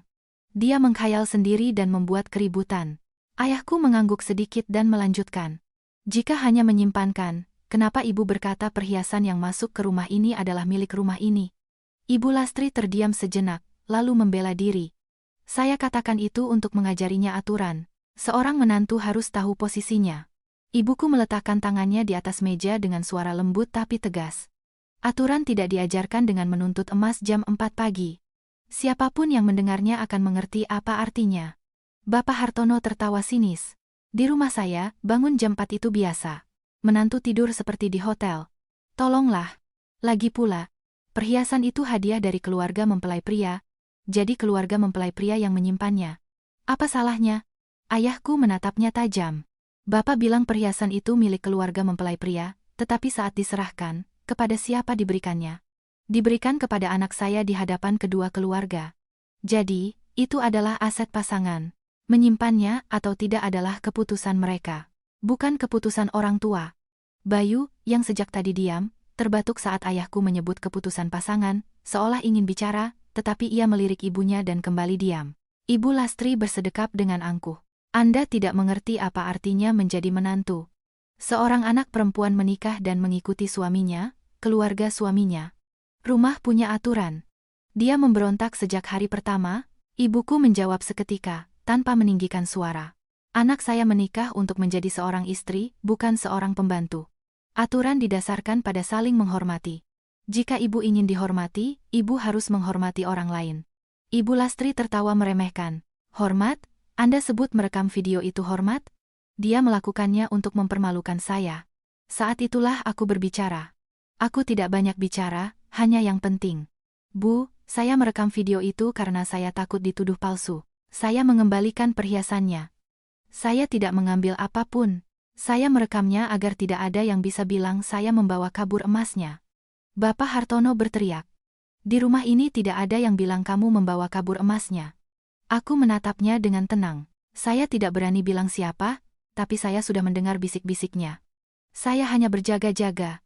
Dimas, yang sejak tadi diam, berdeham dan menatap Ibu Lastri dengan dingin. Bu, tolong bicara lebih hati-hati. Di rumah kami tidak mengarang cerita. Setiap kata yang Ibu ucapkan, kami punya buktinya. Ibu Lastri membeku dan menoleh ke Bayu mencari dukungan. Lihat, nak, besanmu kurang ajar pada kita. Bayu tergagap. Bu, tolong. Ayahku menghentikannya. Cukup. Saya tidak mengundang kalian ke sini untuk menjadi korban. Saya tanya langsung, apakah kalian bersedia berhenti menekan anak saya, berhenti menghina harga dirinya, dan menghormati keputusan pasangan? Ibu Lastri menjawab seketika. Saya tidak menghinanya. Dia saja yang mudah tersinggung. Ibuku menatapnya tajam. Bukankah ibu yang mengatakan kalimat, perempuan seperti itu, siapa yang mau menikahinya nanti? Ibu Lastri terdiam. Bapak Hartono membuang muka. Bayu menunduk. Keheningan itu adalah sebuah pengakuan. Ayahku tidak butuh lebih banyak lagi. Ia berkata sambil menekankan setiap kata. Jika kalian tidak bisa mengakui kesalahan, tidak ada lagi yang perlu dibicarakan. Anak saya sudah mengembalikan perhiasannya. Kami anggap komitmen ini berakhir. Tidak akan ada lagi hubungan antara kedua keluarga. Ibu Lastri melompat berdiri. Berakhir? Setelah pernikahan seperti ini? Anda pikir bisa berakhir begitu saja? Anak Anda sudah melangkahi pintu rumah saya. Mendengar itu, aku mengepalkan tanganku. Ibuku langsung berdiri. Suaranya tidak tinggi, tetapi memotong udara. Jangan pernah katakan kalimat itu lagi di rumah saya. Anak saya bukan barang dagangan yang bisa Anda ancam. Bapak Hartono juga berdiri, wajahnya memerah. Lalu kalian mau apa? Ayahku menatapnya tajam. Saya mau damai, tapi bukan dengan mengorbankan harga diri anak saya. Silakan pergi. Mulai sekarang, jika ada yang bicara jelek, mengarang cerita, atau menghina harga diri anak saya, keluarga kami akan menuntut sampai tuntas. Ibu Lastri melihat sekeliling seolah mencari tetangga yang bisa bersaksi bahwa ia diusir, tetapi di sana tidak ada penonton untuk dramanya. Ia mengatupkan bibirnya dan menarik Bayu untuk pergi. Nanti kita lihat siapa yang rugi. Bayu menatapku untuk terakhir kalinya. Matanya mencerminkan campuran rasa takut, penyesalan, dan sedikit ketidakberdayaan. Aku balas menatapnya, bukan dengan dendam, tetapi dengan kelelahan. Aku mengerti bahwa dalam pernikahan ini aku tidak kalah karena tidak tahu cara mengalah. Aku kalah karena bahkan jika aku mengalah, pihak lain tidak pernah merasa cukup. Pintu tertutup, ibuku duduk dan menghela napas. Ayahku terdiam sejenak, lalu berkata, lihat kan. Mereka tidak datang untuk menyelesaikan masalah, mereka datang untuk memaksakan kehendak. Aku mengangguk. Aku tidak lagi berharap satu percakapan bisa menyelesaikan segalanya. Aku hanya melihat satu hal yang jelas, ada orang yang ketika tidak bisa mendapatkan uangnya, mereka akan mengambil kata-katanya, dan kata-kata itu jika tidak dihentikan, bisa melukai sangat dalam. Pintu tertutup dan keheningan mutlak menyelimuti rumah. Keheningan orang-orang yang baru saja melalui percakapan di mana semua orang mengerti tidak ada jalan untuk kembali. Aku menatap gelas air di depanku. Airnya masih jernih, tetapi hatiku keruh. Ibuku menghela napas seolah melepaskan semua frustrasi yang terpendam. Ayahku, dengan punggung tegak, tidak menyalakan rokok atau berjalan mondar-mandir. Ia hanya menatap satu titik di dinding. Ia selalu begitu. Semakin marah, semakin sedikit bicaranya. Dimas, yang bersandar di kusen pintu, tersenyum ironis. Mereka pikir bisa datang ke sini dan mendikte aturan? Tidak akan bisa. Aku tidak berkata apa-apa, hanya merasakan dengungan di telingaku karena kalimat terakhir Ibu Lastri. Kamu sudah melangkahi pintu rumahku. Kalimat itu kotor, bukan karena kata-katanya, tetapi karena niatnya. Ia ingin mencekik seorang wanita dengan beban apa kata orang. Mereka menggunakan reputasi untuk mengikatmu, lalu menyebutnya moralitas. Ibuku menatapku dengan suara yang jauh lebih lembut. Kamu menyesal, nak? Aku berpikir sejenak. Menyesal, ya, aku menyesal telah mempercayai orang yang salah. Tetapi jika ditanya apakah aku meratapinya, aku menggelengkan kepala. Aku tidak meratapinya. Aku hanya meratapi perasaan damai yang kukira akan kudapatkan. Ayahku mengangguk dan mengucapkan kalimat singkat. Meratapi sebuah perasaan itu wajar. Meratapi seseorang yang tidak pantas, jangan. Aku menunduk. Kata-kata ayahku terdengar keras, tetapi itu adalah jangkar yang membuatku tetap berdiri. Ibuku melanjutkan, sangat praktis. Surat-surat pernikahan, hadiah-hadiah, kamu masih simpan sesuatu dari mereka? Aku menggeleng. Tidak, Bu. Aku tidak mengambil apapun. Perhiasannya sudah kukembalikan, dan hadiah pernikahan yang mereka berikan juga tidak kubawa. Dimas menyela. Jujur saja, kalau Dian mata duitan, dia tidak akan merekam video pengembalian emas itu. Dia melakukannya karena dia tahu mereka akan memutarbalikkan fakta. Ibuku menatap kami dengan campuran kasih sayang dan kebanggaan, tetapi ia tetap khawatir. Kekhawatiran seorang wanita berpengalaman yang takut pada apa kata orang. Kamu benar mengembalikan perhiasannya, tapi ingat, orang yang kehilangan uang sering kali menang dengan lidahnya. Kalimat itu seperti paku, karena itulah yang kupikirkan. Ayahku bangkit, pergi ke sebuah lemari, dan mengeluarkan buku nikah keluarga dan surat-surat rumah. Ia meletakkannya di atas meja dan berkata kepadaku, untungnya, kalian belum sempat mendaftarkan pernikahan di KUA. Kami melihatnya, Dimas terdiam. Ayahku melanjutkan perlahan, seolah memberi pelajaran, bukan untuk menceramahi, tetapi untuk memperingatkan. Pendaftaran di KUA adalah ikatan hukum, sekali dibuat, membatalkannya tidak mudah. Itu bukan lagi urusan perasaan, tapi menjadi labirin prosedur, waktu, dan birokrasi. Jika dalam 2 hari saja sudah begini, bayangkan jika kalian sudah menikah 5 tahun. Kamu bisa butuh setahun untuk bisa keluar dari sana. Aku mengangguk. Tenggorokanku tercekat, tetapi kali ini karena rasa syukur. Syukur atas libur lebaran yang, meskipun tampak merepotkan, telah menjadi jalan keluarku. Ibuku menggenggam tanganku. Jika tidak ada pendaftaran, secara hukum, tidak ada ikatan. Ada pesta pernikahan, ya, tapi kita masih punya jalan keluar untukmu. Aku menatap tangannya dengan kapalan-kapalan kecil dari pekerjaan dan kekhawatiran. Tiba-tiba aku merasa seperti anak kecil, tetapi juga beruntung karena keluargaku tidak meninggalkanku dengan nasihat kamu harus sabar. Ayahku menyimpulkan. Mulai sekarang, tidak ada kontak lagi. Kamu fokus pada pekerjaanmu. Masalah ini akan kita selesaikan secara beradab. Tapi jika ada yang menyentuh harga dirimu, keluarga ini tidak akan tinggal diam. Aku mengangguk. Terdengar sederhana, tetapi rasanya seolah sebuah beban berat terangkat dari pundakku. Ketika kupikir semuanya sudah selesai, teleponku bergetar. Sebuah pesan dari Bayu. Dian, tolong jangan begini. Orang tuaku hanya sedang marah. Pulanglah. Aku membaca pesan itu dan tertawa kecil. Hanya sedang marah. Marah sampai menuntut emas jam 4 pagi. Marah sampai menghina harga diriku. Aku tidak menjawab. Bayu menelepon. Ya, aku tidak menjawab. Aku takut jika aku menjawab, ia akan menggunakan nada lembutnya lagi untuk menyeretku ke dalam lingkaran setan mengalahlah demi aku, dan aku tidak mau lagi mengalah. Dalam kurang dari 10 menit, Bayu menelepon lagi dan lagi seolah takut aku akan menghilang dari hidupnya. Bukan karena cinta, tetapi karena jika aku menghilang, ia akan ditinggalkan dengan reputasi sebagai pria yang pernikahannya hancur sebelum dimulai. Dan reputasi itu, bagi pria seperti Bayu, terkadang lebih menakutkan daripada penderitaan istrinya. Dimas, melihat layar teleponku berkedip tanpa henti, berkata, angkat sekali, nyalakan speakernya biar kita semua dengar.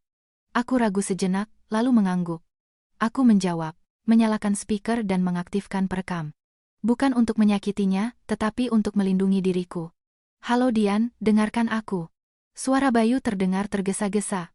Pulanglah, kumohon. Aku akan bicara dengan ibuku.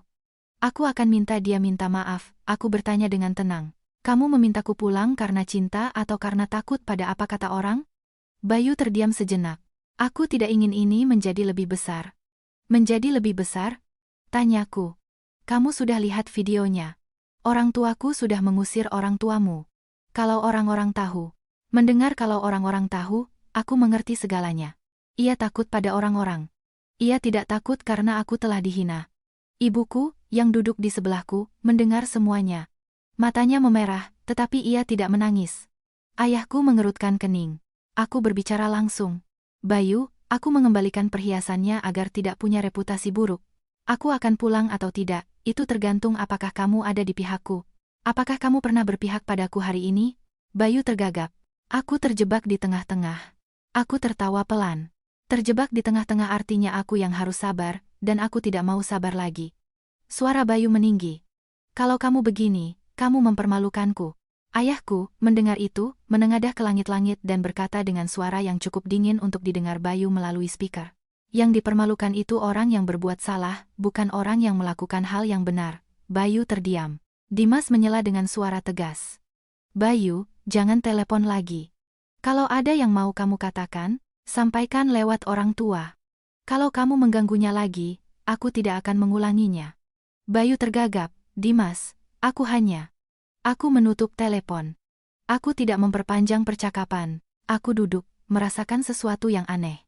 Campuran kelegaan dan rasa sakit. Kelegaan karena terbebas dari tekanan itu, rasa sakit karena menyadari bahwa orang yang kupercaya akan melindungiku ternyata hanya tahu cara melindungi citranya sendiri. Ibuku meletakkan tangannya di bahuku dan berbisik, lihat kan? Pria yang mencintai istrinya akan takut istrinya menderita, bukan takut ditertawakan orang. Aku mengangguk. Aku tidak menangis. Aku hanya merasa telah menjadi sedikit lebih dewasa, dengan cara yang tidak diinginkan siapapun. Malam harinya, aku membuka agenda kerjaku dan menandai hari berikutnya sebagai hari normal. Aku berkata pada diri sendiri bahwa hidupku harus kembali ke jalurnya. Mengenai keluarga suamiku, jika mereka berhenti, aku juga akan berhenti, tetapi jika tidak, aku akan menunjukkan kepada mereka bahwa seorang penasihat hukum tidak hanya tahu cara bersabar, ia juga tahu cara menuntut sampai tuntas ketika harga dirinya diinjak-injak. Dan seperti kata ibuku, hanya butuh satu malam bagi apa kata orang untuk mulai bergerak. Belum ada postingan apapun, tetapi aku bisa menciumnya. Aroma pertempuran yang tidak membutuhkan pedang, hanya kata-kata. Aku bangkit dan membuka jendela. Angin masuk dengan sejuk. Aku melihat keluar dan berkata pada diriku sendiri sebuah pepatah sederhana. Siapa menabur angin, ia akan menuai badai, dan aku tidak akan membiarkan badai mereka menyeretku. Aku menghabiskan sepanjang malam memutuskan apakah akan mempublikasikannya atau tidak. Sejujurnya, aku tidak suka mengumbar kehidupan pribadiku di internet. Aku benci perasaan privasiku dipotong-potong seperti ikan di pasar, tetapi aku lebih benci lagi orang lain menggunakan kehidupan pribadiku sebagai umpan untuk apa kata orang. Ibuku menasihati, pikirkan baik-baik, jangan bertindak karena marah. Ayahku berkata, jika kamu melakukannya, lakukan dengan benar, tanpa menambah atau mengurangi. Dimas menambahkan, publikasikan kebenaran dan tutup pintunya. Jangan ikut berdebat. Aku mendengarkan dan mengikuti ketiga nasihat itu. Pagi-pagi sekali, sebelum berangkat kerja, aku duduk di meja dan menulis teks singkat. Aku tidak bertele-tele atau meratap. Aku menulisnya seolah sedang menyiapkan laporan, jelas, teratur, dan dengan informasi yang cukup. Aku membuka profil Facebook pribadiku dan mengaturnya agar hanya bisa dilihat oleh teman dan kenalanku. Aku mempublikasikan 3 poin. Pertama, aku mengonfirmasi bahwa aku telah mengembalikan seluruh perhiasan pernikahan di ruang tamu rumah mertuaku. Kedua, aku menjelaskan bahwa aku telah meninggalkan rumah mereka karena dipaksa menyerahkan perhiasan tersebut pada dini hari dan karena menerima perlakuan yang tidak dapat diterima. Ketiga, aku menuntut penghentian semua kebohongan dan fitnah tentang diriku. Jika berlanjut, aku akan menempuh jalur hukum. Aku menambahkan catatan kecil yang sangat sopan, saya tidak ingin membuat ini menjadi skandal, tetapi saya tidak akan menerima fitnah. Dan aku melampirkan videonya. Aku mempublikasikannya dalam versi asli, tanpa potongan, tanpa musik atau teks sensasional. Aku hanya memburamkan beberapa detail di latar belakang untuk melindungi privasi mereka. Sisanya kubiarkan utuh. Adegan aku meletakkan kotak di atas meja, menghitung perhiasan emas, dan berkata, saya kembalikan semuanya. Saya tidak mengambil apapun. Aku menekan tombol publikasikan dan meletakkan ponselku. Jantungku berdebar kencang, bukan karena takut, tetapi karena aku tahu begitu kebenaran terungkap, tidak akan mudah lagi memanipulasi cerita, dan siapapun yang berbohong akan panik. Seperti yang kuduga, dalam waktu kurang dari 10 menit, notifikasi mulai berdatangan. Seseorang berkomentar, ya ampun, jadi begitu ceritanya. Yang lain mengirim pesan pribadi, Dian, maaf ya. Aku dengar gosip dan aku salah sangka. Tetapi yang paling mengungkapkan adalah keheningan. Mereka yang sebelumnya ikut menyebar gosip, sekarang diam. Rani menelepon dengan gembira. Sudah kamu posting? Bagus. Tahu tidak, beberapa ibu-ibu di grup RT sudah menghapus pesan mereka? Siapa? Tanyaku. Ia mengirimiku tangkapan layar. Tetangga yang paling banyak bicara telah menghapus komentarnya tentang aku kabur bawa emas. Tetapi menghapusnya tidak berarti ia tidak pernah mengatakannya. Bukti dari Rani masih ada. Aku sampai di kantor. Sebelum menyalakan komputer, teleponku bergetar. Itu Bayu. Aku tidak menjawab, ku biarkan berdering. Aku tidak ingin mendengar lagi, jangan buat keributan. Setelah panggilan ketiga, sebuah pesan masuk, Dian, hapus itu. Ibuku tidak akan tahan. Aku membaca pesan itu, tidak langsung menjawab. Aku mengaktifkan perekam di ponsel dan membalasnya dengan satu kalimat. Aku hanya mempublikasikan kebenaran. Siapa yang tidak tahan, seharusnya tidak berbohong. Bayu menelepon lagi. Kali ini aku menjawab dengan perekam aktif. Suaraku netral. Halo. Kamu gila ya? Teriak Bayu. Kenapa kamu posting itu? Kamu mau taruh di mana muka keluargaku? Aku menjawab. Mau taruh di mana muka keluargaku? Atau mau taruh di mana mukaku saat ada gosip aku membawa kabur emas? Bayu terdiam sejenak. Ibuku cuma keceplosan. Aku tertawa getir.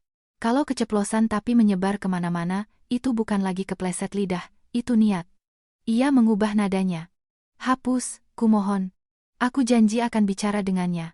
Kamu sudah janji akan bicara dengannya sejak dini hari kemarin, dan hasilnya adalah gosip. Dengan apa aku bisa percaya padamu sekarang? Bayu kehabisan kata-kata. Aku mendengar napasnya yang terengah-engah, lalu ia bertanya dengan suara pelan. Kamu mau apa? Aku menjawab singkat. Aku mau mereka berhenti dan minta maaf. Minta maaf? Ibuku tidak salah apa-apa, serunya marah. Aku memotongnya. Kalau dia tidak salah apa-apa, kenapa dia begitu takut pada video itu? Dan aku menutup telepon. Aku mengerti bahwa berdebat dengan seseorang yang hanya takut kehilangan reputasinya adalah sia-sia. Siang harinya, aku menerima telepon lain dari nomor tak dikenal. Suaranya adalah seorang pria tua. Terdengar seperti kenalan keluarga. Dian, ini teman keluarga. Dengar, nak, hapus postingan itu. Orang-orang banyak bicara. Kamu menyakiti Bayu. Anda siapa, Pak? Maaf. Saya orang tua. Hapus saja dan bicarakan baik-baik. Masalah itu diselesaikan secara kekeluargaan. Aku langsung mengerti. Mereka ingin membawaku kembali ke wilayah mereka, di mana mereka punya keuntungan untuk menekanku agar diam. Aku menjawab dengan jelas. Saya tidak akan menghapusnya. Saya hanya mempublikasikan kebenaran untuk menghentikan fitnah. Jika harus bicara, harus dengan orang tua saya hadir. Dan mengikuti prosedur formal. Pria itu kesal. Anak perempuan kok keras kepala sekali. Nanti. Aku memotongnya. Pak, jangan ancam saya dengan masa depan. Saya tidak menjual harga diri saya untuk ketenangan. Aku menutup telepon, menyimpan rekaman itu, dan mengirimkannya ke Dimas. Mulai berdatangan pesan permintaan maaf dari orang-orang tak terduga. Seorang kerabat jauh Bayu menulis, Dian, maaf ya. Aku dengar dari Ibu Lastri dan aku percaya. Seorang teman lama berkata, aku percaya padamu. Dasar apa kata orang? Bahkan salah satu ibu di grup RT menulis, maaf ya, aku terbawa suasana dan ikut komentar tanpa tahu. Sudah kuhapus. Aku membaca pesan-pesan itu tanpa rasa gembira. Aku hanya merasa lelah, karena permintaan maaf tidak menghapus perasaan telah menjadi mainan semua orang. Ketika aku pulang malam harinya, ayahku sedang duduk melihat postinganku di ponselnya. Ia tidak sering menggunakan media sosial, tetapi hari itu ia memeriksanya. Kamu melakukan hal yang benar. Kamu tidak menghina siapapun. Kamu hanya menyajikan bukti, ibuku masih khawatir. Tapi kalau begini, mereka akan dendam padamu. Dimas menjawab, biarkan saja. Kalau mereka punya hak untuk berbohong, kita punya hak untuk mengatakan kebenaran. Aku mengangguk. Aku mengerti bahwa kebenaran selalu ada harganya, tetapi aku lebih memilih membayarnya daripada hidup dengan reputasi buruk yang dikarang orang lain.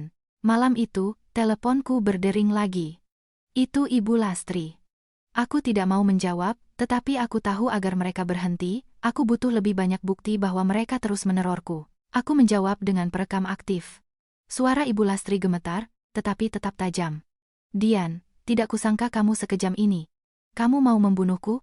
Dengan apa yang kamu lakukan, aku bahkan tidak berani keluar rumah. Aku menjawab dengan tenang. Saya tidak membunuh siapapun, Bu. Saya hanya membela diri dari fitnah. Hapus, teriaknya.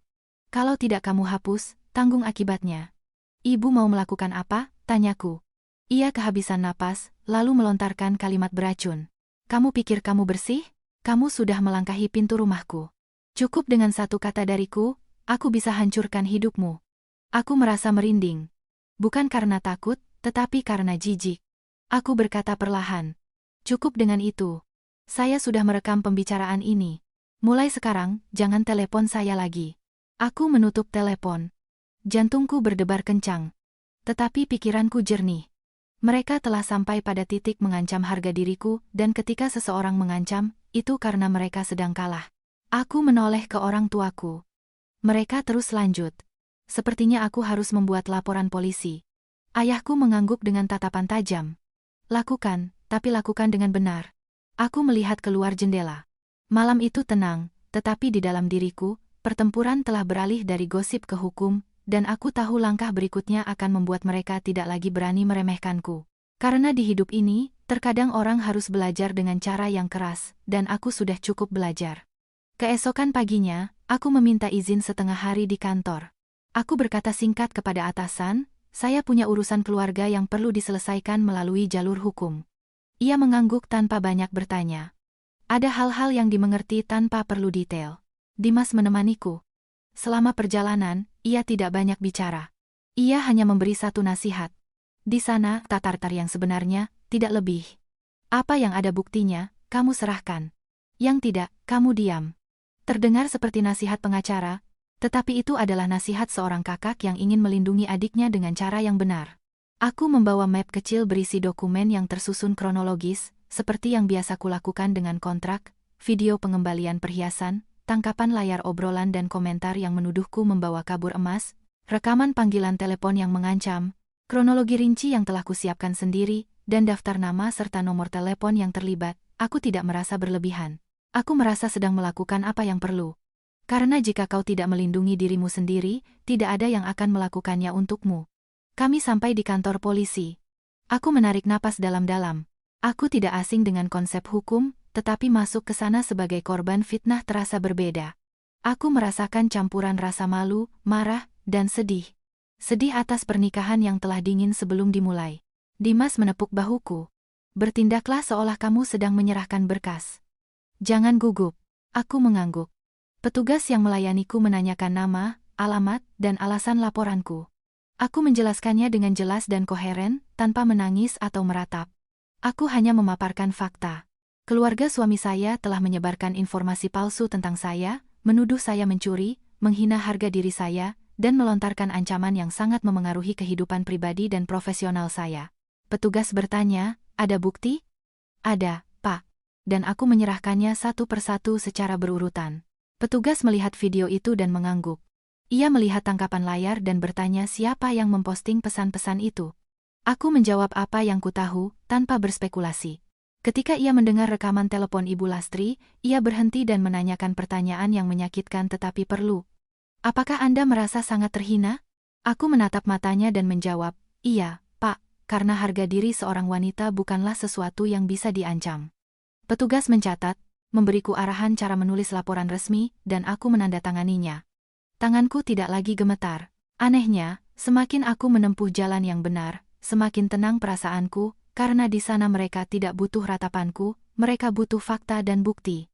Saat keluar, Dimas menepuk punggungku. Sudah. Mulai sekarang, meskipun mereka tidak mau berhenti, mereka harus berhenti. Aku tidak merasakan kemenangan yang sombong, aku hanya merasa setidaknya aku tidak lagi terpojok. Dalam perjalanan pulang, Bayu mengirim pesan. Kali ini nadanya berbeda. Lebih panjang dan lembut. Dian, tolong jangan lakukan ini. Ibuku hanya sedang marah. Aku akan suruh dia minta maaf. Bisakah kamu mencabut laporannya? Aku membaca pesan itu dan tidak menjawab. Aku mengambil tangkapan layar dan menyimpannya. Aku mengingatkan diriku sendiri bahwa mulai sekarang, semuanya adalah bukti. Aku sampai di rumah. Ibuku bertanya, "Gimana, Nak?" Aku sudah membuat laporan dan menyerahkan bukti. Kita akan dipanggil untuk memberikan keterangan. Ibuku menghela napas panjang. Ayahku mengangguk. Bagus. Mulai sekarang, kita tidak akan lagi bicara dengan air mata. Sore itu juga, telepon rumah berdering. Itu Bayu. Ayahku yang menjawab. Aku ada di sebelahnya dan mendengar semuanya. Pak, tolong sampaikan pada Dian untuk mencabut laporannya. Polisi sudah menelepon ibu saya. Ayahku menjawab dengan ketenangan yang memotong udara. Tanyakan pada ibumu, saat dia sedang memfitnah, menghina, dan mengancam, apakah dia memikirkan konsekuensinya? Sekarang setelah dia takut, baru minta maaf. Bayu tergagap. Itu sebuah kesalahan. Ayahku memotongnya. Kesalahan atau bukan, sampaikan pada orang tuamu, jika mereka ingin menyelesaikan ini, lakukan dengan cara yang benar, permintaan maaf resmi dan penghentian fitnah. Laporan tidak dicabut dengan permohonan. Dan ia menutup telepon. Malam itu Rani mengirim pesan. Di rumah mereka kacau. Tetangga sudah menghapus semua pesan. Ibu Lastri menutup Facebooknya, dan Bayu tidak berhenti mondar-mandir. Ia menambahkan, lihat kan, begitu hukum masuk, tidak ada lagi yang namanya di sini yang benar itu aku membacanya tanpa rasa gembira. Aku hanya berpikir bahwa kebenaran terkadang membutuhkan stempel resmi agar orang mau menerimanya. Malam harinya, Ibu Lastri meneleponku lagi. Aku tidak menjawab. Aku mengiriminya pesan, setiap komunikasi, melalui panggilan resmi. Dan aku memblokir nomornya. Aku tahu sekarang mereka akan mencoba memohon, menangis, dan bahkan mengancam lagi agar aku takut dan mencabut laporan. Tapi aku tidak takut lagi. Aku telah melewati ambang batas itu ketika mereka menggunakan harga diriku sebagai senjata. Sebelum tidur, aku membaca kembali kronologi kejadian yang telah kusiapkan. Itu seperti sebuah peta, dan aku tahu peta itu akan membawaku ke ujung jalan. Sebuah tempat di mana kebenaran akan disebut dengan namanya, dan di mana orang yang berbohong akan menanggung konsekuensinya. Aku mematikan lampu. Dalam kegelapan aku teringat pepatah, siapa menabur angin, ia akan menuai badai. Ibu Lastri telah menabur kata-kata. Sekarang ia akan menuai konsekuensinya. Bayu telah menabur pengelakan. Sekarang ia akan menuai kehilangan. Dan aku hanya menabur satu hal, kebenaran, dan aku akan berjuang sampai akhir untuk mempertahankannya. 2 hari setelah membuat laporan, Dimas menemaniku ke panggilan mediasi. Sesampainya di sana, aku melihat keluarga suamiku duduk di ruang tunggu. Ibu Lastri dengan pakaian gelap dan wajah kuyu, tetapi dengan tatapan yang sama menantangnya. Bapak Hartono dengan tangan bersedekap dan ekspresi jengkel. Dan Bayu dengan kepala tertunduk, gugup. Aku masuk dan menyapa dengan sopan. Selamat pagi. Aku tidak mengharapkan jawaban. Ibu Lastri menatapku tajam. Bayu mengangkat pandangannya. Matanya seolah memohon, jangan lanjutkan. Tapi aku tidak menerima permohonannya. Aku telah memberinya terlalu banyak kesempatan. Seorang petugas mempersilahkan kami masuk ke sebuah ruangan. Ruangan itu sederhana. Cahaya putih membuat segalanya tampak lebih gamblang. Tidak ada panggung untuk drama atau tetangga untuk dibuat terkesan. Petugas memulai dengan mengonfirmasi data kami, lalu menoleh ke mereka. Apakah Anda mengetahui isi laporan yang diajukan oleh Ibu Dian? Bapak Hartono menjawab lebih dulu dengan keras. Kami tahu, tapi saya ingin tegaskan bahwa keluarga saya tidak memfitnah siapapun. Dia pergi atas kemauannya sendiri dan memposting video untuk mempermalukan kami. Petugas mencatat dan berbalik ke arahku. Ibu Dian, tolong jelaskan secara singkat kejadiannya. Aku membaca kronologiku dan berbicara dengan jelas, memaparkan peristiwa dari gedoran pintu jam 4 subuh hingga panggilan telepon yang mengancam. Aku tidak menggunakan bahasa kasar, hanya istilah seperti pencemaran nama baik, informasi palsu, dan pelanggaran hak atas kehormatan. Petugas menoleh ke Ibu Lastri. Apakah Ibu menuntut Ibu Dian menyerahkan perhiasan pada dini hari? Saya hanya bilang mau menyimpankannya. Dia salah paham dan membuat keributan, sanggahnya. Apakah Ibu mengatakan kalimat perhiasan yang masuk ke rumah ini adalah milik rumah ini? Ibu Lastri ragu. Saya katakan itu sebagai cara mengajarinya aturan, bukan dengan niat untuk memilikinya. Petugas menatapku. Ada bukti? Aku menunjukkan video dan rekaman panggilan telepon. Ketika video diputar, menunjukkan bagaimana aku menghitung perhiasan satu persatu, ruangan menjadi hening. Kebenaran menghancurkan setiap argumen. Dalam video ini terbukti bahwa Ibu Diaste mengembalikan seluruh perhiasannya. Jadi, penyebaran informasi bahwa ia membawanya kabur, apakah itu sesuai dengan kebenaran? Tanya petugas. Bapak Hartono membuang muka. Ibu Lastri kehabisan kata-kata. Bayu menunduk. Petugas melanjutkan. Apakah Anda sadar bahwa menyebarkan informasi palsu yang menyerang kehormatan seseorang adalah tindak pidana? Ibu Lastri menangis, tangisan ketakutan dan kemarahan. Pak petugas, saya ini orang tua. Saya hanya khawatir pada anak saya. Menantu ini sangat membangkang. Dia merekam kami. Petugas menoleh ke Bayu. Mas Bayu, apakah Anda mengonfirmasi bahwa istri Anda mengembalikan perhiasan itu? Bayu mengangguk pelan. Itu adalah paku terakhir di peti mati kebohongan mereka. Petugas mengusulkan mediasi. Jika pihak terlapor mengakui kesalahan, meminta maaf, dan menghentikan perilakunya, kesepakatan bisa dicapai.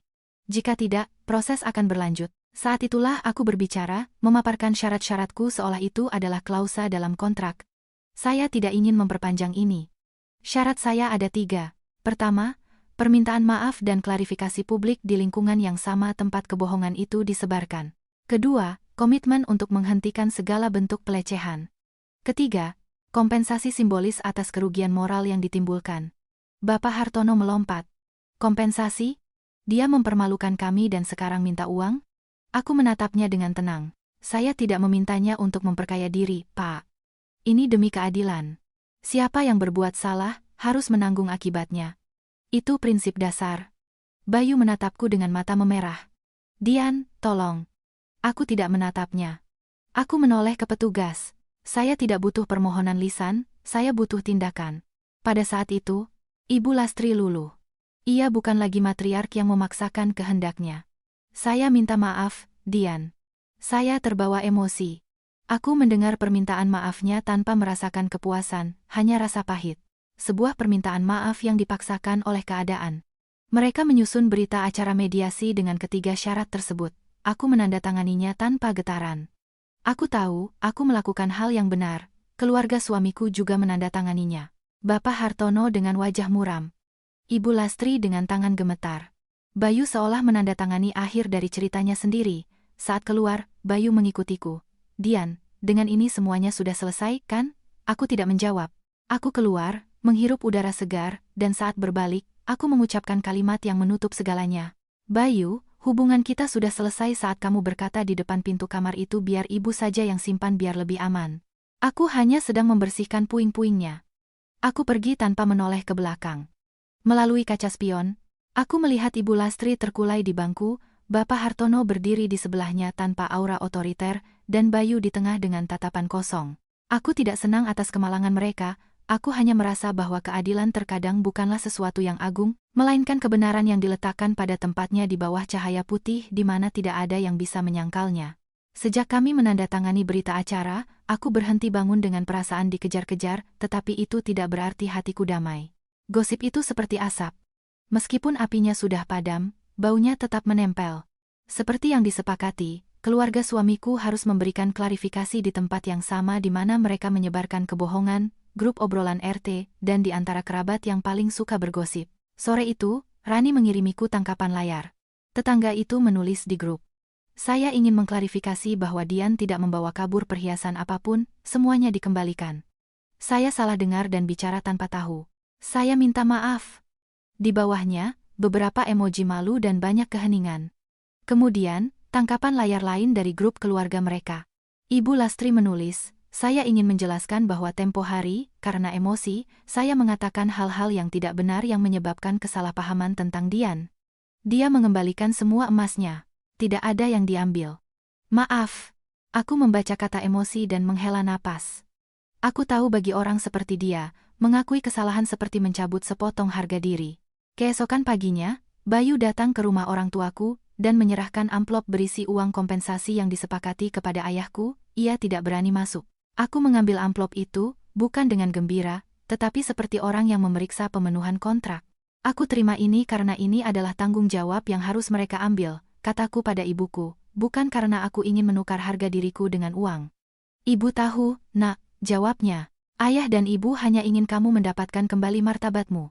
Anggap saja uang itu biaya sekolah yang harus mereka bayar untuk pelajaran mereka. Tak lama kemudian, aku menerima telepon dari Bayu. Tidak ada lagi jejak kemarahan dalam suaranya, hanya nada lesu dan memohon. Dian, aku tahu aku salah. Aku sudah kehilanganmu, tapi kumohon, kembalilah. Ibuku sudah belajar. Dia takut. Tidak akan terjadi lagi. Kita akan tinggal sendiri, seperti janjiku. Beri aku satu kesempatan. Aku meletakkan sendok di atas piring. Kamu bilang ibumu takut, jawabku dengan ketenangan sedingin es. Itu artinya kalau dia tidak takut, dia akan melakukannya lagi, kan? Bayu kehabisan kata-kata. Lalu, seolah sifat aslinya keluar, ia menambahkan, tapi kamu juga keterlaluan. Membawanya ke polisi, membuat keributan ini. Seorang istri juga harus tahu cara mengalah. Itulah tetes terakhir yang membuat gelas meluap. Mengalah agar perhiasanku dirampas, hakku untuk memutuskan dirampas, dan harga diriku dirampas. itu bukan mengalah, Bayu. Itu menghancurkan diri sendiri. Tapi aku mencintaimu, gumamnya sebagai upaya terakhir. Cinta yang membiarkanku menderita penghinaan, cinta yang lebih takut pada apa kata orang daripada pada penderitaanku. Itu adalah cinta yang, dengan hormat, tidak aku terima, dan aku menutup telepon. Aku duduk beberapa menit, aku tidak menangis. Aku hanya merasa seolah lapisan debu telah dibersihkan dari jiwaku. Panggilan telepon itu adalah konfirmasi terakhir. Bayu tidak berubah secara esensial. Ia hanya bereaksi karena takut. Malam itu aku melakukan 3 hal. Memblokir nomor Bayu, nomor Ibu Lastri, dan memperketat privasi media sosialku. Beberapa hari kemudian, ayahku mengoordinasikan pengembalian sisa hadiah pernikahan. Setiap keluarga mengambil miliknya, tanpa drama, tanpa celaan, hanya sebuah penutupan administratif. Harga yang mereka bayar bukanlah uang, melainkan reputasi. Tetangga yang suka bergosip menjadi tak terlihat. Bapak Hartono tidak lagi menceramahi orang di warung kopi, dan Bayu adalah yang paling rugi. Ia kehilangan citra sebagai pria baik dan bertanggung jawab. Orang-orang di lingkungan mulai melihatnya sebagai pria yang tidak membela istrinya. Bagi seorang pria, terkadang kehilangan rasa hormat lebih menyakitkan daripada kehilangan uang. Aku kembali ke rutinitasku. Kerja, rumah.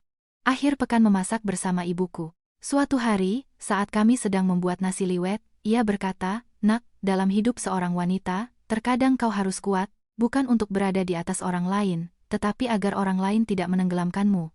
Aku mengangguk.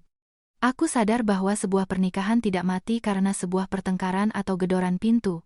Pernikahan mati karena janji yang diingkari, karena kepengecutan, dan karena keluarga yang melihat menantu sebagai pembantu dengan berangkas berjalan. Aku beruntung belum menandatangani surat nikah, bisa mengakhiri semuanya dengan bersih. Terkadang sebuah musibah membangkitkanmu tepat pada waktunya untuk menghindarimu dari kehidupan yang penuh penderitaan. Dan disinilah aku menutup bab ini. Bukan karena aku telah melupakannya, tetapi karena aku tidak lagi memberinya kekuatan untuk memengaruhiku. Pelajaran yang kuambil sederhana.